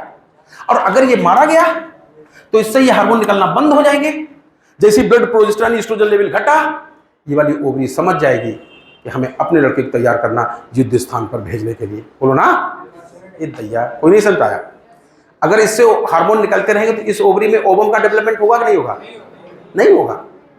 इससे हार्मोन कब तक निकलते रहेंगे, जब तक ये लड़का मारा नहीं जाएगा। तो यहां से 3 से 4 महीने तक लगातार हार्मोन निकलते रहेंगे, और अगर ये मारा गया तो यहां से एस्ट्रोजन प्रोजेस्टेरोन निकलना कम हो जाएगा। तो वो क्या समझ जाएगी, तुरंत समझ जाएगी कि क्या बात है, इसके यहां से खुशियां नहीं आ रही, इसके यहां से बतासे नहीं आ रहे, क्या इसका लड़का मारा गया क्या, तो वो अपने लड़के को तैयार करना शुरू कर देगी। वैज्ञानिकों ने इसका फायदा उठाया, वैज्ञानिकों ने सोचा कि अगर इस महिला को, इसका लड़का ये मारा भी गया तो भी, अगर हम किसी तरह ऐसी स्टमक बना दें, इस महिला के ब्लड में जबरदस्ती कहीं से प्रोजेस्टेरोन भेजते रहे, क्या करते रहे, अलग से ब्लड में प्रोजेस्टेरोन भेजते रहे, तो ये ओवरी कंफ्यूज्ड रहेगी, क्या उसका लड़का मारा नहीं गया क्या, इतना सारा बतासे कहां से आ रहे, प्रोजेस्टेरोन कहां से आ रहा, और ये भी कंफ्यूज रहेगी क्या उसका लड़का बारात लेके गया क्या, इतना सारा प्रोजेस्टेरोन कहां से आ रहा, बोलो ना। और इसी कंफ्यूजन में हो गई तेरी बल्ले बल्ले, ये कहेगी कि उसका लड़का नहीं मारा गया, वो प्रेगनेंसी कराएगा, वो समझेगी इसका लड़का नहीं मारा गया, ये प्रेगनेंसी कराएगा, पता नहीं दोनों लड़के ही नहीं हैं, हम जबरदस्ती आर्टिफिशियल प्रोजेस्टेरोन एस्ट्रोजन दिए पड़े ना, बोलो, तो ना ओवुलेशन होगा और ना प्रेगनेंसी होगी। कोई समझ पाया हम क्या बताना चाह रहे थे, क्या समझ पाए। जितने हार्मोनल कॉन्ट्रासेप्टिव हैं ये कैसे कॉन्ट्रासेप्शन करते हैं, they prevent ovulation, they prevent कैसे प्रिवेंट करते समझ गए ना, एक और काम कर देते हैं। बच्चा क्यों, तुमने कभी देखा नाक में कभी जुकाम हो जाए, म्यूकस भर जाए, नाक खुली खुली लगती, बंद बंद लगती, बंद बंद है, कभी कभी बड़ी पतली पतली निकलती, बहती रहती, कभी कभी ऐसा लगता कि सांसों नहीं मिलती, बड़ी थिक होती। गजब की बात है, भगवान कितने अकलमंद, कह रहे कितनी कैसी बात करती, कोई कहने वाली बात।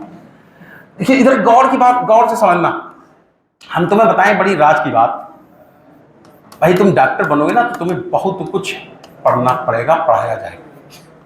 देखो अगर मान लो भाई डेट वाली बात करें, मान लो 14 जनवरी को ओवा आना है, ठीक, तो भगवान चाहते कि 14 जनवरी को ओवा जाएंगे, अगर यहां से आया तो 14 जनवरी को स्पर्म जाएगा, तो रास्ता खुला होना चाहिए, तो 14 जनवरी की रास्ता खोल देते। अन्यथा बाकी दिनों में क्या होती है, यहां भगवान थिक म्यूकस भर देते, यहां पर गाढ़ा गाढ़ा म्यूकस भर देते, जिससे धूल मिट्टी बैक्टीरिया न चली जाए। और इतना थिक होता है कि यूजुअली स्पर्म उसको पेनिट्रेट करते हुए जा नहीं पाते। वैज्ञानिकों ने सोचा क्यों ना इसका फायदा उठाया जाए। ओवुलेशन वाले दिन ये थिन हो जाता है, म्यूकस पतला हो जाता है, अगर इसको गाढ़ा बना दिया जाए तो स्पर्म भेदते हुए आसानी से ऊपर नहीं आ पाएंगे ना। तो ये दोनों काम करते हैं हार्मोन्स। क्या करते हैं? एक तो ओवुलेशन नहीं होने देते, कोई समझा ओवुलेशन, और दूसरा ये म्यूकस को थिक बना देते हैं जिसमें स्पर्म की मोटिलिटी सप्रेस कर देते हैं। ठीक है ना। तो इस तरह से कॉन्ट्रासेप्टिव में बताओ जरा, हमने 2 तरीके बताए कौन कौन से, रिवर्सिबल और देखो ये हेडिंग जरूर छोटी है बहुत ही खतरनाक, बहुत ही जबरदस्त, इससे हर साल सवाल आते हैं, एक बार पूरा एक साथ देख लो। हमने तुमसे ये कह रहे थे कि 2 मेथड है, रिवर्सिबल और नॉन रिवर्सिबल। ये बताओ अच्छा, रिवर्सिबल में, नॉन रिवर्सिबल को सर्जिकल मेथड कहते हैं, वैसेक्टमी आती है, ट्यूबेक्टमी आती है, बास, बेटा इधर चलो, बास डिफरेंस काट के बांध दिया क्या कहेंगे? वैसेक्टमी। इसलिए इस पुरुष नसबंदी कहते होंगे, ट्यूबेक्टमी को महिला नसबंदी कहते हैं। डायरेक्ट पेट से कट लगाए जाते हैं, इंसिजन लगाए जाते हैं वजाना के थ्रू, कट से भी कर सकते हैं वजाना थ्रू। पुरुष में ट्यूबेक्टमी कहाँ से करते हैं? स्क्रोटम के थ्रू। ये सब इसलिए ऐसा ध्यान रखा जाता है। आजकल हम बताएं, पहले लोगों की नाक की हड्डी बढ़ जाती थी, यही कट लगा के ऐसे हड्डी निकाली जाती थी, तो वो दाग बना रह जाता। फिर हम तो हमने खुद पढ़ा, फिर नाक में कट लगाते तो ऐसी जगह पर लगाते थे जो इस कर्वेचर जगह छुप जाए। आजकल तो लोग यहाँ से अंदर से डायरेक्ट निकाल देते हैं, दाग भी ना आए। तो थोड़ा सा ये भी ध्यान रखा जाता है कि ब्यूटी पे भी कोई फर्क ना पड़े, तो इसलिए वजाना के थ्रू या स्क्रोटम के थ्रू किया जाता है ना। अच्छा बताओ, ये रिवर्सिबल मेथड किसी के भी किया जाते हैं, एटलीस्ट 2 बच्चे होने चाहिए, 2 बच्चे। रिवर्सिबल मेथड में सबसे पहला कौन सा है? नेचुरल। क्या इसको ट्रेडिशन मेथड कहते हैं? 3 तरीके होते हैं, पीरियोडिक एब्स्टिनेंस 10वें दिन से, जिस दिन ब्लीडिंग हुई उसके 10वें दिन से 7वें दिन तक संयम रखा जाए। क्वाइटस इंटरप्शन याद आया? क्वाइटस में व्यवधान डाल दिया जाए, वहीं पर रोक दिया जाए, ये ध्यान आया? लैक्टेशनल अम्यूनोरिया आप कितने दिन भरोसा कर सकते हैं? 6 महीने में। बैरियर में पहला याद आया? वाजाइनल कैप, डायफ्राम और बॉल्ट याद आए? ये स्पर्म को ओवा तक जाने नहीं देते हैं, इसलिए फर्टिलाइजेशन और प्रेगनेंसी को रोकते ना। इंट्रा यूट्राइन डिवाइसेस याद आए? नॉन मेडिकेटेड का example lips lube, copper releasing का एग्जाम्पल कॉपर 7, कॉपर डी और जी मल्टीलोड 375। हार्मोनल प्रोजेस्टाजेट याद आए? LNG 20 याद आए? ये लॉन्ग टर्म कॉन्सेप्शन के लिए अच्छे होते ना।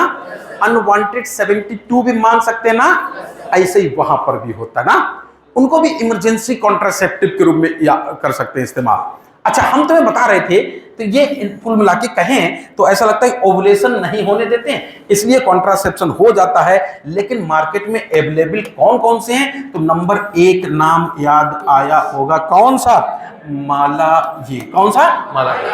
और दूसरा हम बताएं तुम्हें, तो जो माला डी थी, अच्छा इधर सुनो सब लोग, कौन सी थी?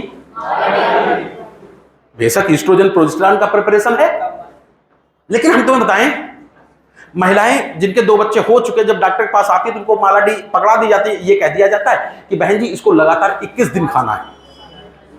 किस दिन से शुरू करें? तो सोचो गौर से, अपने मन से ऐसे ही सोचो। आज अगर महिला के ब्लीडिंग हुई तो आज हो सकता किसी कामकाज, किसी इमरजेंसी में फंसी हो। आज हुई तो, क्योंकि पिछली बार जब डॉक्टर पास गए तो डॉक्टर ने कहा था जिस दिन ब्लीडिंग हो तब आना, तो हम तुम्हें बताएंगे क्या करना क्या नहीं करना। आज ब्लीडिंग हुई, हो सकता कहीं रिश्तेदार में हो सकता कल आने में गुजर गई हो। तो इसलिए महिला से कह दिया जाता है कि जो पहले 5 दिन ब्लीडिंग होनी है, इनमें तुम्हें शुरुआत करनी, तो मोस्टली वो यहीं से शुरुआत हो पाती है, चौथे दिन से ज्यादातर यहां शुरू हो पाती, 3rd डे से। वो डॉक्टर पास गई होगी, दवाई दी होगी, और फिर ये कह दिया जाता है कि तुम्हें लगातार 21 दिन गोली खानी है। क्या खानी? तो इसी 21 दिन के चक्कर में ये 14वां तारीख भी गुजर जाती है, ओवरी कंफ्यूज रहती है। अब गांव की महिलाएं इतनी अनपढ़, वो बेचारी इतना हिसाब नहीं लगा पाएंगे किस दिन खानी किस दिन खानी। तो क्या किया कंपनी वालों ने, फार्मास्यूटिकल कंपनी ने ऐसे दवाइयां बनाई, उनमें गोलियां कर दी 21। कितनी कर दी? नहीं, महीना तो 28 दिन का भी होता है, 30 दिन का भी होता है ना।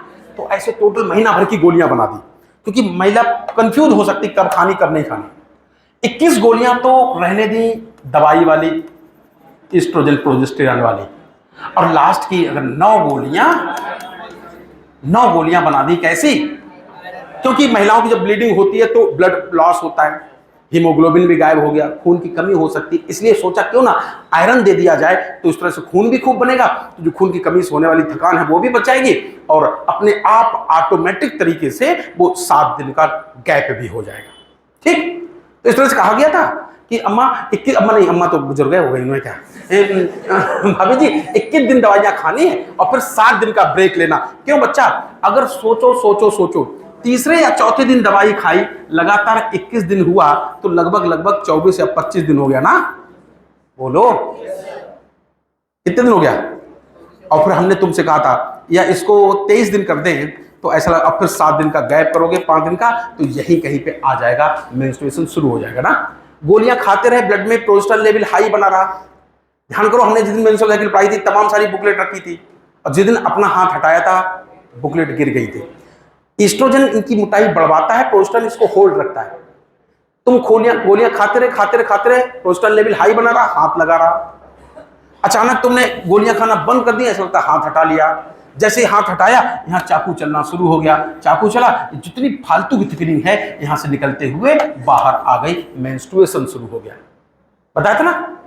तो इस तरह से हमने तुमसे कहा था ये वाली जो ड्रग्स कॉन्ट्रासेप्टिव होते हैं, हार्मोनल कॉन्ट्रासेप्टिव, ये भी जो है इमरजेंसी कॉन्ट्रासेप्टिव के रूप में इस्तेमाल किए जा सकते हैं। क्या तुमने आईपिल का नाम सुना, जिसको कहते हैं अनवांटेड 72? अनवांटेड प्रेगनेंसी चाहते हो तो 72 घंटे के अंदर इसको खा लो, तो इससे कॉन्ट्रासेप्शन हो जाएगा ना। तो इस तरह से हमने तुम्हें बताया हार्मोनल कॉन्ट्रासेप्टिव्स के बारे में। पता तुम्हें एक बात होता है, इसको एक तो रोज खाना पड़ता था, जब ब्लीडिंग हुई उसके पहले 7 दिन में कभी शुरू कर दो, रोज खाओ, 21 दिन खाओ, फिर ब्रेक करो 7 दिन का। अब सोचो कोई महिला बेचारी है और ऊपर से इसमें एस्ट्रोजन प्रोजेस्टेरोन होता है। स्टेरॉइड सेहत के लिए बड़े खतरनाक होते हैं। कई बार देखा होगा जिम के वीडियो आते हैं, जिम वाले बॉडी ज्यादा बनाने के चक्कर में स्टेरॉइड के पाउडर पिलाते हैं और पता चला लड़का जिम करते करते चक्कर आया, मर गया। स्टेरॉइड सेहत के लिए खराब होते हैं। तो एक तो महिला जो तुम्हारे देश पे कृपा कर रही है, पॉपुलेशन कंट्रोल करने में योगदान दे रही है, और उसी की किडनी खराब हो जाए, कौन सी ये न्याय की बात है। ऊपर से इसको रोज खानी पड़ती थी। अब पहले कहीं शादी बारात में सबके सामने हजमोला की शीशी खोले, भाई बहन जी पानी देना, हजमोला खाना। तब तक कोई छोटा लड़का गया, आंटी आंटी हमें भी खाना। अरे सब बताओ, इज्जत पे आंच आ रही थी, सेहत पे आंच आ रही थी। सोचा कोई ऐसी दवाई बनाई जाए जो उनके लिए मित्रवत साबित हो। मित्र वही है जो तुम्हारी बुराइयां छुपा ले जाए और इज्जत पे भी आंच ना आने दे, तुम्हारे ऊपर भी आंच ना दे आने दे। और ऐसी इसलिए दवाई का नाम क्या रखा गया, सहेली। और मजे की बात है, हमने कहा था ना अपना देश और प्रदेश इन्हीं सब कामों में ज्यादा ही कुछ आगे। स्वयं लखनऊ बनाई गई थी, कहाँ, CDRI। ये 1 से वीक हफ्ते में एक बार खानी पड़ती थी, तो रिश्तेदारी में जाना उससे पहले ही खा के जाओ, तो वहां कोई हजमोला नहीं मांगेगा। तो इस तरह से हमने कहा 1 से वीक, और इसमें स्टेरॉइड नहीं होते थे तो महिला की किडनी भी खराब होने का चांस नहीं था। इस तरह से कॉन्ट्रासेप्टिव बेटा बहुत ही इंपॉर्टेंट है। गारंटी पूरे रिप्रोडक्शन से सवाल आए ना आए, इतने चार्ट से गारंटीड आता है। क्यों, LNG-20 क्या है, प्रोजेस्टाजर्ट क्या है, मल्टीलोड 375, कॉपर लीजिंग, कॉपर 7 याद आए, कॉपर T, कॉपर आयन क्या करेंगे, स्पर्म मोटिलिटी को सप्रेस करेंगे, और कॉपर T या कोई भी इंट्रायूटेरिन डिवाइस क्या करेगा, इम्प्लांटेशन रोकेगा। ओव्यूलेशन कौन रोकता है, ये, और स्पर्म की मोटिलिटी को भी सप्रेस करते हैं, म्यूकस क्वालिटी चेंज करके ना। अच्छा देखिए कौन बताएगा। इसके बाद कुछ थोड़ी सी घटिया हेडिंग और भी हैं जो तुम अपने आप समझ सकते हो, वो हमें ज्यादा एक्सप्लेन करने की जरूरत नहीं है। अच्छा हाँ, एक चीज छूटी गई, हार्मोनल में एक और आता है इंजेक्टेबल। क्या थे, स्किन के नीचे छुपा दिए जाते हैं, हार्मोन डिफ्यूज होते रहते हैं, लंबे समय तक कॉन्ट्रासेप्शन होता रहता है। एक छोटी सी हेडिंग है जिसका नाम, इसमें हमें ज्यादा कुछ बताना नहीं, MTP पूरा नाम बताओ, मेडिकल टर्मिनेशन ऑफ प्रेगनेंसी। ये medical termination of pregnancy MTP क्यों लिखा, तो पहले तो हम तुम्हें बताएं, हमें कुछ ज्यादा ही पता है, तुम्हें भी लगता होगा ना, अरे पूरी पूरी बहुत मोटी मोटी किताबें पढ़नी पड़ती हैं। हम तुम्हें बताएं पुराने जमाने में क्या होता था कि अगर कोई प्रेगनेंसी आ गई किसी महिला के पेट में और नहीं चाहती है, तो गांव की आया जो अनपढ़ लेकिन अनुभव से वो अनुभवी होती थी, गांव में पहले डिलीवरी गांव में ही कराई जाती थी, तो गांव में आया होती थी, वो पता नहीं, हम भूल गए, हमें सर ने बताई जो थी, किसी चीज लकड़ी होती थी वो वजाइना के थ्रू डालती थी, जिससे भयानक कॉन्ट्रैक्शन होता था और एबॉर्शन हो जाता था।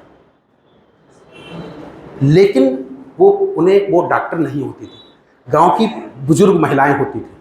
कई डिलीवरी कराने का अनुभव भी होता था, आया आया या दाई जो भी कहते थे। लफड़ा ये होता था, उनको वजाइना और यूट्रस के साइज का आइडिया होता नहीं था, तो वो लकड़ी मान लो उन्होंने ज्यादा इंसर्ट कर दी तो कई बार यूट्रस आर पार फट जाता था, रप्चर हो जाता था और महिला सदा के लिए मम्मी बनने के लायक नहीं रहती थी। तो वैज्ञानिक डॉक्टरों ने सोचा, सरकार ने सोचा, ये तो बड़ा खतरनाक काम है, क्यों ना हम कानून बना दें और सबको परमिशन दे दें कि जिसको भाई करानी है तो एक्सपर्ट से जाके, डॉक्टर नर्स से जाके वहां से करा के लाओ, एबॉर्शन यहाँ गांव में चोरी छुपे मत करवाओ। बोलो, तो इसलिए इसका नाम रख दिया गया क्या, मेडिकल टर्मिनेशन ऑफ प्रेगनेंसी। और इसके लिए कानून बना दिया गया सन कितने में 1971 में। और सोच को कितना भयानक इस्तेमाल होता होगा, बताते अबाउट 1/5 प्रेगनेंसी टर्मिनेट ही करा दी जाती है हर साल। पूरे विश्व में कितने बच्चे चप जाते हैं जन्म से पहले ही? 40 से 50 नहीं, 400-450 से 500 लाख बच्चे, बोलो, जीवन में सूरज नहीं देख पाते। कोई बात नहीं, सुनो सुनो सुनो, इस तरह से कानून बना दिया गया कि भाई ठीक है, आप गांव में अनपढ़ लोगों से मत कराओ प्रेगनेंसी का समापन, टर्मिनेशन, तुम जाके डॉक्टर नर्स एक्सपर्ट से करा लो जाके। लेकिन लोग उसका मिसयूज करने लगे, पेट में अगर लड़की आई तो जाके एबॉर्शन करा लगे। तो फिर कुछ नियम कानून बनाए गए, कुछ अमेंडमेंट किए गए, जल्दी जल्दी ऐसे ही बता जा रहे, कब परमिशन दी जाती है ऐसे ही बता दे। देखो, डॉक्टरों को परमिशन दी जाती पहले ये कि अगर आपको लगता है जच्चा बच्चा किसी के जान की बाजी दांव पर लगी, अगर ये प्रेगनेंसी 9 महीने तक रही तो या तो महिला मर जाएगी या बच्चा मर जाएगा, तो डॉक्टर को परमिशन दे देगी, आप एबॉर्शन कर दो। अगर आपको लगता है कि ये बच्चा पैदा हो गया तो इस महिला की इज्जत पे आंच आ जाएगी, कई बार रेप हो जाते हैं, और मान लो गांव की, कई बार तो हमने तुम्हें कैसे से खतरनाक केस होता है, कोई पागल साइकिक महिलाएं सड़क पर घूमती रहती, लोग उनका तक रेप कर देते हैं। अब वो नहीं जानती इसका रिजल्ट क्या होना है, प्रेग्नेंट हो गई, बोलो ना, डॉक्टर को परमिशन होती है, एबॉर्शन कर दो। या किसी स्वस्थ महिला का भी एबॉर्शन हो गया और लोक इलाज में अपने घर वालों को या क्लोज रिलेटिव्स डॉक्टर को नहीं बता पाई, हो सकता है जब पेट का साइज बढ़ने लगा लोगों को तब पता चल पाए और वो हमेशा के लिए बदनाम हो जाए, उसकी कहीं शादी बारात ना हो, तो डॉक्टर को परमिशन है कि किसी महिला को की इज्जत पे आंच आने वाली हो तो आप उसकी एबॉर्शन कर दो। बोलो ना। तो जच्चा बच्चा के जीवन को ध्यान रखो और इज्जत को भी ध्यान रखो। या फिर तुम्हें लगता है कोई सिंड्रोम पैदा है, डाउन सिंड्रोम पल रहा है, ये मर बेकारी है, तो एबॉर्शन कर दो। तो इस तरह से कुछ कानून बनाए गए जिसमें डॉक्टरों को, हाँ, अगर एबॉर्शन करना है तो पहले 3 महीने में कर दो, बेहतर होगा। फर्स्ट ट्राइमेस्टर को सेफ माना जाता है। कोई सेकंड ट्राइमेस्टर में पहुंच गया और फिर भी मजबूरन लग रहा है कि ये मर जाएगी महिला, देखो जच्चा बच्चा दोनों जिंदगी बचाना उद्देश्य होता है, लेकिन सोच के देखो दोनों में से एक ही बचानी है तो किसको बरीता देंगे? जच्चा को। बच्चा तो अभी बेचारा है ही नहीं। तो अगर डॉक्टरों को लगता है कि ये सेकंड ट्राइमेस्टर में इंटर कर चुकी है प्रेगनेंसी, 3 महीने ज्यादा हो गए, अब लगने लगा अचानक कि कुछ लफड़ा है, ये महिला मर जाएगी, तो फिर डॉक्टर को कहा गया कि एबॉर्शन करना पड़ जाए, मजबूरन करो, लेकिन अकेले नहीं, फिर 1-2 लोग आपस में परामर्श कर लो कि किन किन परिस्थितियों में क्या क्या ख्याल रखा जाए, कैसे किया जाए, ठीक है ना। तो इस तरह से कुछ नियम कानून बनाए गए थे। इसको एमटीपी को अपना देखना। ये भी हेडिंग कभी नहीं पूछी जाती। क्या नाम है? Sexually transmitted disease. क्या नाम है? नाम पढ़ लेना कि गोनोरिया से लेकर सिफिलिस से लेकर दुनिया की होती है। अच्छा, सबसे ज्यादा डिस्कस कौन सी की जाती है? जब भी सेक्सुअली ट्रांसमिटेड डिजीज, आजकल एनसीईआरटी ने इसको एसटीआई भी कर दिया, ठीक है, सेक्सुअली ट्रांसमिटेड इन्फेक्शन बोल दिया। सबसे ज्यादा डेंजरस, सबसे ज्यादा डिस्कस होती है सेक्सुअली ट्रांसमिटेड डिजीज के नाम पे कौन से? ये तो इतनी सारी हैं, ऐसी नाम ही सुनने। लेकिन हाँ, ये अलग से एक बार देख लेना कि जो हेपेटाइटिस होती है एक्चुअली ब्लड बॉर्न होती है।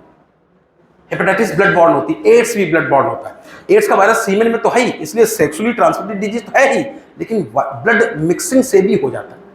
एक बार एक डॉक्टर ने केस कर दिया था कोर्ट में, जब उसको एड्स हुआ तो वो बोला हम बस साबित कर दो हमें हुआ कैसे, हमने कभी कोई गलत काम नहीं किया। पता क्या पाया गया था? इस सर्जरी करते समय कैंची हिल गई थी और छिटक के आंख में शायद ब्लड चला गया था। एक पकड़ गया कि तुमने दाढ़ी बाहर बनवाई थी तो वो रेजर खराब इस्तेमाल कर लिया गया। इस तरह से बताते हैं ये 2 बीमारियां ऐसी हैं कि ये सेक्सुअली ट्रांसमिटेड तो है ही और साथ साथ ब्लड मिक्सिंग से भी हो जाती हैं, चाहे आपने इंजेक्शन क्यों ना इस्तेमाल किया। ऐसा खूब करते हैं जो नशेड़ी होते हैं।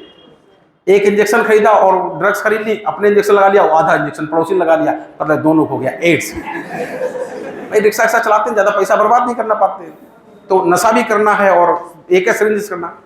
इसी तरह से हम बताते हैं ब्लड ट्रांसफ्यूजन और दुनिया की बातें। चलो बाकी सब लोगों को पता है। ये 3 बीमारियां कौन कौन सी हैं जो जल्दी क्योर नहीं हो पाती, हेपेटाइटिस, हर्पीज और HIV। वरना बाकी जो बीमारियां इनसे टेंशन लेने की जरूरत नहीं, ये सामान्य बीमारियां बड़े अच्छे से ठीक हो जाती। क्या क्या लक्षण है, क्या क्या कॉम्प्लिकेशन हो सकते, टेंशन बिल्कुल मत लेना, आसान। आगे बढ़ते, ये हेडिंग भी दूसरी बहुत इंपॉर्टेंट। क्या नाम है हेडिंग? इनफर्टिलिटी का मतलब क्या होता है? अनएबिलिटी टू प्रोड्यूस चाइल्ड। अगर कोई शादीशुदा कपल 2 साल तक अनप्रोटेक्टेड क्वाइटस करता रहे, अर्थात कोई कॉन्ट्रासेप्टिव मेथड ना अपनाए, ना बैरियर को अपनाए, ना इंट्रायूट्राइन को अपनाए, ना हार्मोन को, और 2 साल तक अनप्रोटेक्टेड क्वाइटस करने के बावजूद भी अगर उसको संतान सुख नहीं मिल रहा है, तो हम समझ जाएंगे कि ये बिल्कुल निर्वंशिया है। कैसा है? गांव में बड़ी बेइज्जती करते हैं, निर्वंशिया है, वंश नहीं चल पाएगा, इनका औलादे नहीं है, तो इसको कहते हैं इनफर्टाइल। क्यों टेंशन ले रहे हो? हम है ना, हमारे पास आओ। अरे भाई डॉक्टर है, डॉक्टर है ना। और हमने तुमसे कहा था कि डॉक्टर जो है रोगों को ठीक करता है, रोगी को। डॉक्टर रोग को नहीं ठीक करता, रोगी को ठीक करता है। बीमारी साथ साथ तुम्हारे मानसिक इलाज भी करना पड़ेगा, तब हेल्थ की परिभाषा WHO हो पाएगा ना। तो इस तरह से हमने तुमसे कहा कि डॉक्टर इलाज करेंगे। क्या इलाज होने जा रहा, जरा गौर से देखो, हेडिंग देख लो फिर आगे बढ़ाए। IVF and embryo transfer, gift, IUT, gift, ICSI सब देख लिए, आगे बढ़ते। ठीक, देखो जरा होता क्या है। तो हमने तुमसे कहा कि अगर कोई अनप्रोटेक्टेड क्वाइटस करता है लगातार 2 साल तक, फिर भी उसको संतान नहीं हो रही है, तो ऐसे कपल को इनफर्टाइल कपल कह देते हैं। लेकिन कहा था डॉक्टर काम है रोग को ठीक करना, नहीं, रोगी को ठीक करना। ऐसे लोग बड़ा कुंठित रहने पर लगते हैं, गिल्टी फील करते हैं, टेंशन में आ जाते कि क्या होगा हमारी संपत्ति का, है कि नहीं। कोई बारिश नहीं है, हमने पिक्चर देखी थी बारिश, तुमने नहीं देखी होगी, बड़ी खतरनाक पिक्चर थी। स्मिता पाटिल उसमें हीरोइन थी, राज बब्बर हीरो थे। गाना तुमने कहां से देखी? देखी किसी ने? बड़ा खतरनाक गाना था उसमें, हमें अच्छा भी बहुत लगता। मेरे प्यार की उम्र हो इतनी सना, तेरे नाम से शुरू तेरे नाम पे खत्म। तो तुम्हें बताएं उसमें हुआ क्या? अरे सुनो तो पहले, उसमें ठाकुर थे, ठाकुर को मतलब अमरीश पुरी। तो हुआ क्या कि अमरीश पुरी के छोटे भाई के लड़के की शादी हो गई, तो बड़े ठाकुर को टेंशन हो गई कि इसकी शादी हुई, फिर इसके बच्चे पैदा हो गए, संपत्ति बंटवारा हो जाएगा, क्यों ना टपकवा दिया जाए, मरवा दिया जाए।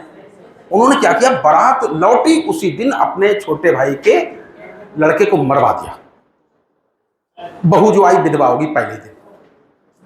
एको बारिश भी नहीं हो पाया, इसलिए पिक्चर का नाम था बारिश। क्या नाम था?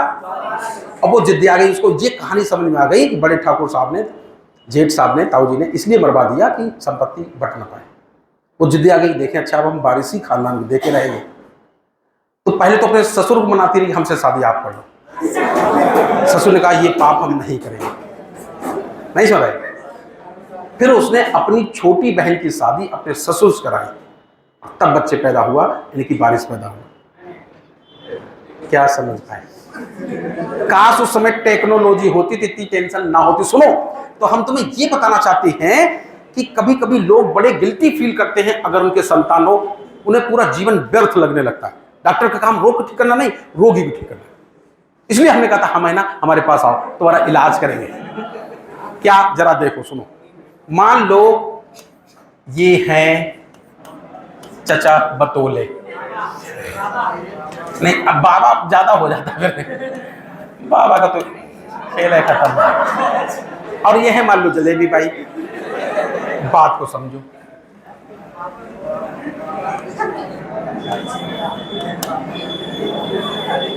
इधर सुनना।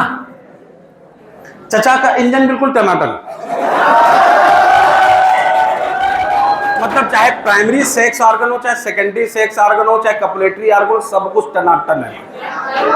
बात समझ लो, पहले समझ लो। और जो ये चाची हैं, इनका पैसे तो इंजन ठीक है, लेकिन बात समझो, लेकिन ओवरी में ओवा नहीं बन रहा। एक बीमारी होती है पॉलीसिस्टिक ओवेरियन डिजीज, जो आजकल ज्यादातर औरतों को रही, ज्यादातर। नतीजा ओवरी में ओवा बनते मगर मैच्योर नहीं हो पाते, उससे पहले खराब हो जाते हैं। तो मान लो ये चाची है, इनका फैलोपियन ट्यूब टनाटन, यूट्रस टनाटन, वजाइना टनाटन, ओवरी में अंडे नहीं बन रहे और चाहती है संतान, कोई संभावना है? कैसे नहीं सही संभावना? टेक्नोलॉजी की मदद लो ना।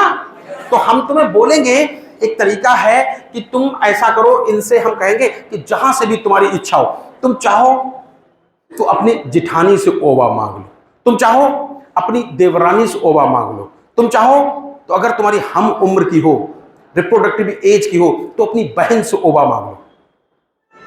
अगर ठाकुर की तरह रिप्रोडक्टिव एज की तुम्हारी मम्मी हो, वहां जहां से संभव लगे तुम उचित डोनर ढूंढना हो। क्या ढूंढना? डोनर। ज्यादातर लोग किसको पसंद करते हैं? पहले तो अपनी बहन को, ताकि जीन्स भी सेम हो गए, या फिर जिठानी को, देवरानी को, और अगर रिप्रोडक्टिव एज की हो तो मम्मी से भी ओवा दिया जा सकता है। बोलो ना। और फिर कुछ नहीं करना। तो अगर बाकी सब कुछ ठीक है, हार्मोन्स भी टनाटन, फैलोपियन ट्यूब, यूट्रस, वजाइना भी टनाटन है, तो इन्होंने जिस डोनर से परमिशन दी, चाहे देवरानी हो, जिठानी हो, बहन हो, मम्मी हो, वहां से ओवा लेके हम डॉक्टरी मदद से ओवा को यहां पहुंचा दिए। ये सारी टेक्नोलॉजी अपनाने से पहले एक बात जरूर याद रखना। क्या? ये एक नियम माना जाता है कि प्राकृतिक चीजों को ज्यादा से ज्यादा प्राकृतिक तरीके से होने दो, ज्यादा छेड़छाड़ मत करो। अब बहुत मुसीबत है, वहां हल्का सा सपोर्ट कर दो, हल्का सा असिस्ट कर दो, इसलिए इनको कहते हैं असिस्टेड रिप्रोडक्टिव टेक्निक्स ना। ज्यादा छेड़छाड़ मत करो, प्राकृतिक चीजों को ज्यादा से ज्यादा प्राकृतिक तरीके से होने दो। जहां बहुत ही मुसीबत है वहां तुम केवल थोड़ा असिस्ट करना, मदद करना। राशिद बोरी बुकलेट इसमें पढ़ी, जिसमें हमने कहा ये वाला डायग्राम भी चाहिए, यूट्रस वाला रिपोर्ट। एक चीज दिखा दे पहले,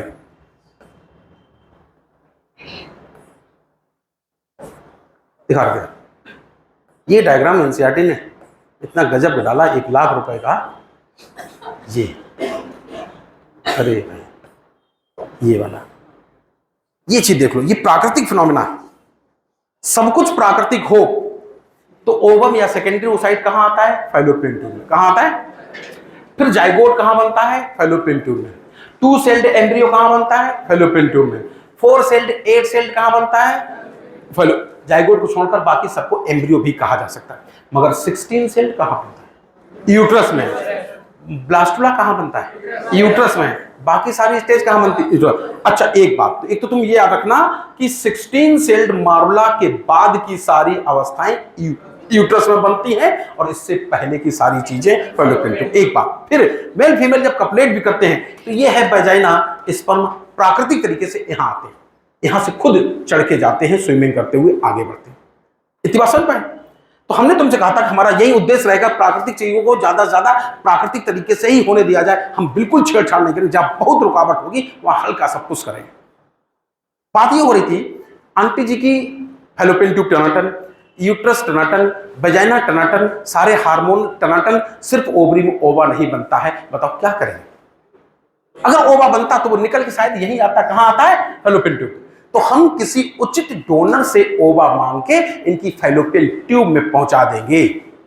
स्पर्म ओवा को क्या कहते हैं? गैमीट्स। क्या कहते हैं? तो हमने कहां पहुंचाया? फैलोपियन में। इसलिए फिनोमेना का नाम क्या होगा? गिफ्ट। क्या नाम होगा?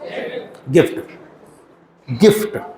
Gametes intra fallopian transfer. कहां पहुंचाया? Intra fallopian. पक्का? अच्छा, देखते देखते देखते सोचो जरा, ये महिला सब कुछ टनाटन, चलो मान लिया आपकी बार ओवरी टनाटन, ओवरी टनाटन, उनके अंदर ओवा बन रहा है, और किसी वजह से हम ऐसा मान सकते हैं कि यहां पे कुछ गड़बड़ी है फैलोपियन ट्यूब में। तो हम एक काम क्या कर सकते हैं? ऐसा कर सकते हैं कि इनकी ओवरी से ओवा निकाल लिया, हस्बैंड से स्पर्म मांग लिया, और यहां करा लिया फर्टिलाइजेशन। कहां? परख नली में। कांच की बनी होती है, कांच की जो चीज हो उसको विट्रियस कहते हैं। क्या कहते हैं? परक नली हो, चाहे पेट्री डिश हो, कवर स्लिप हो, स्लाइड हो।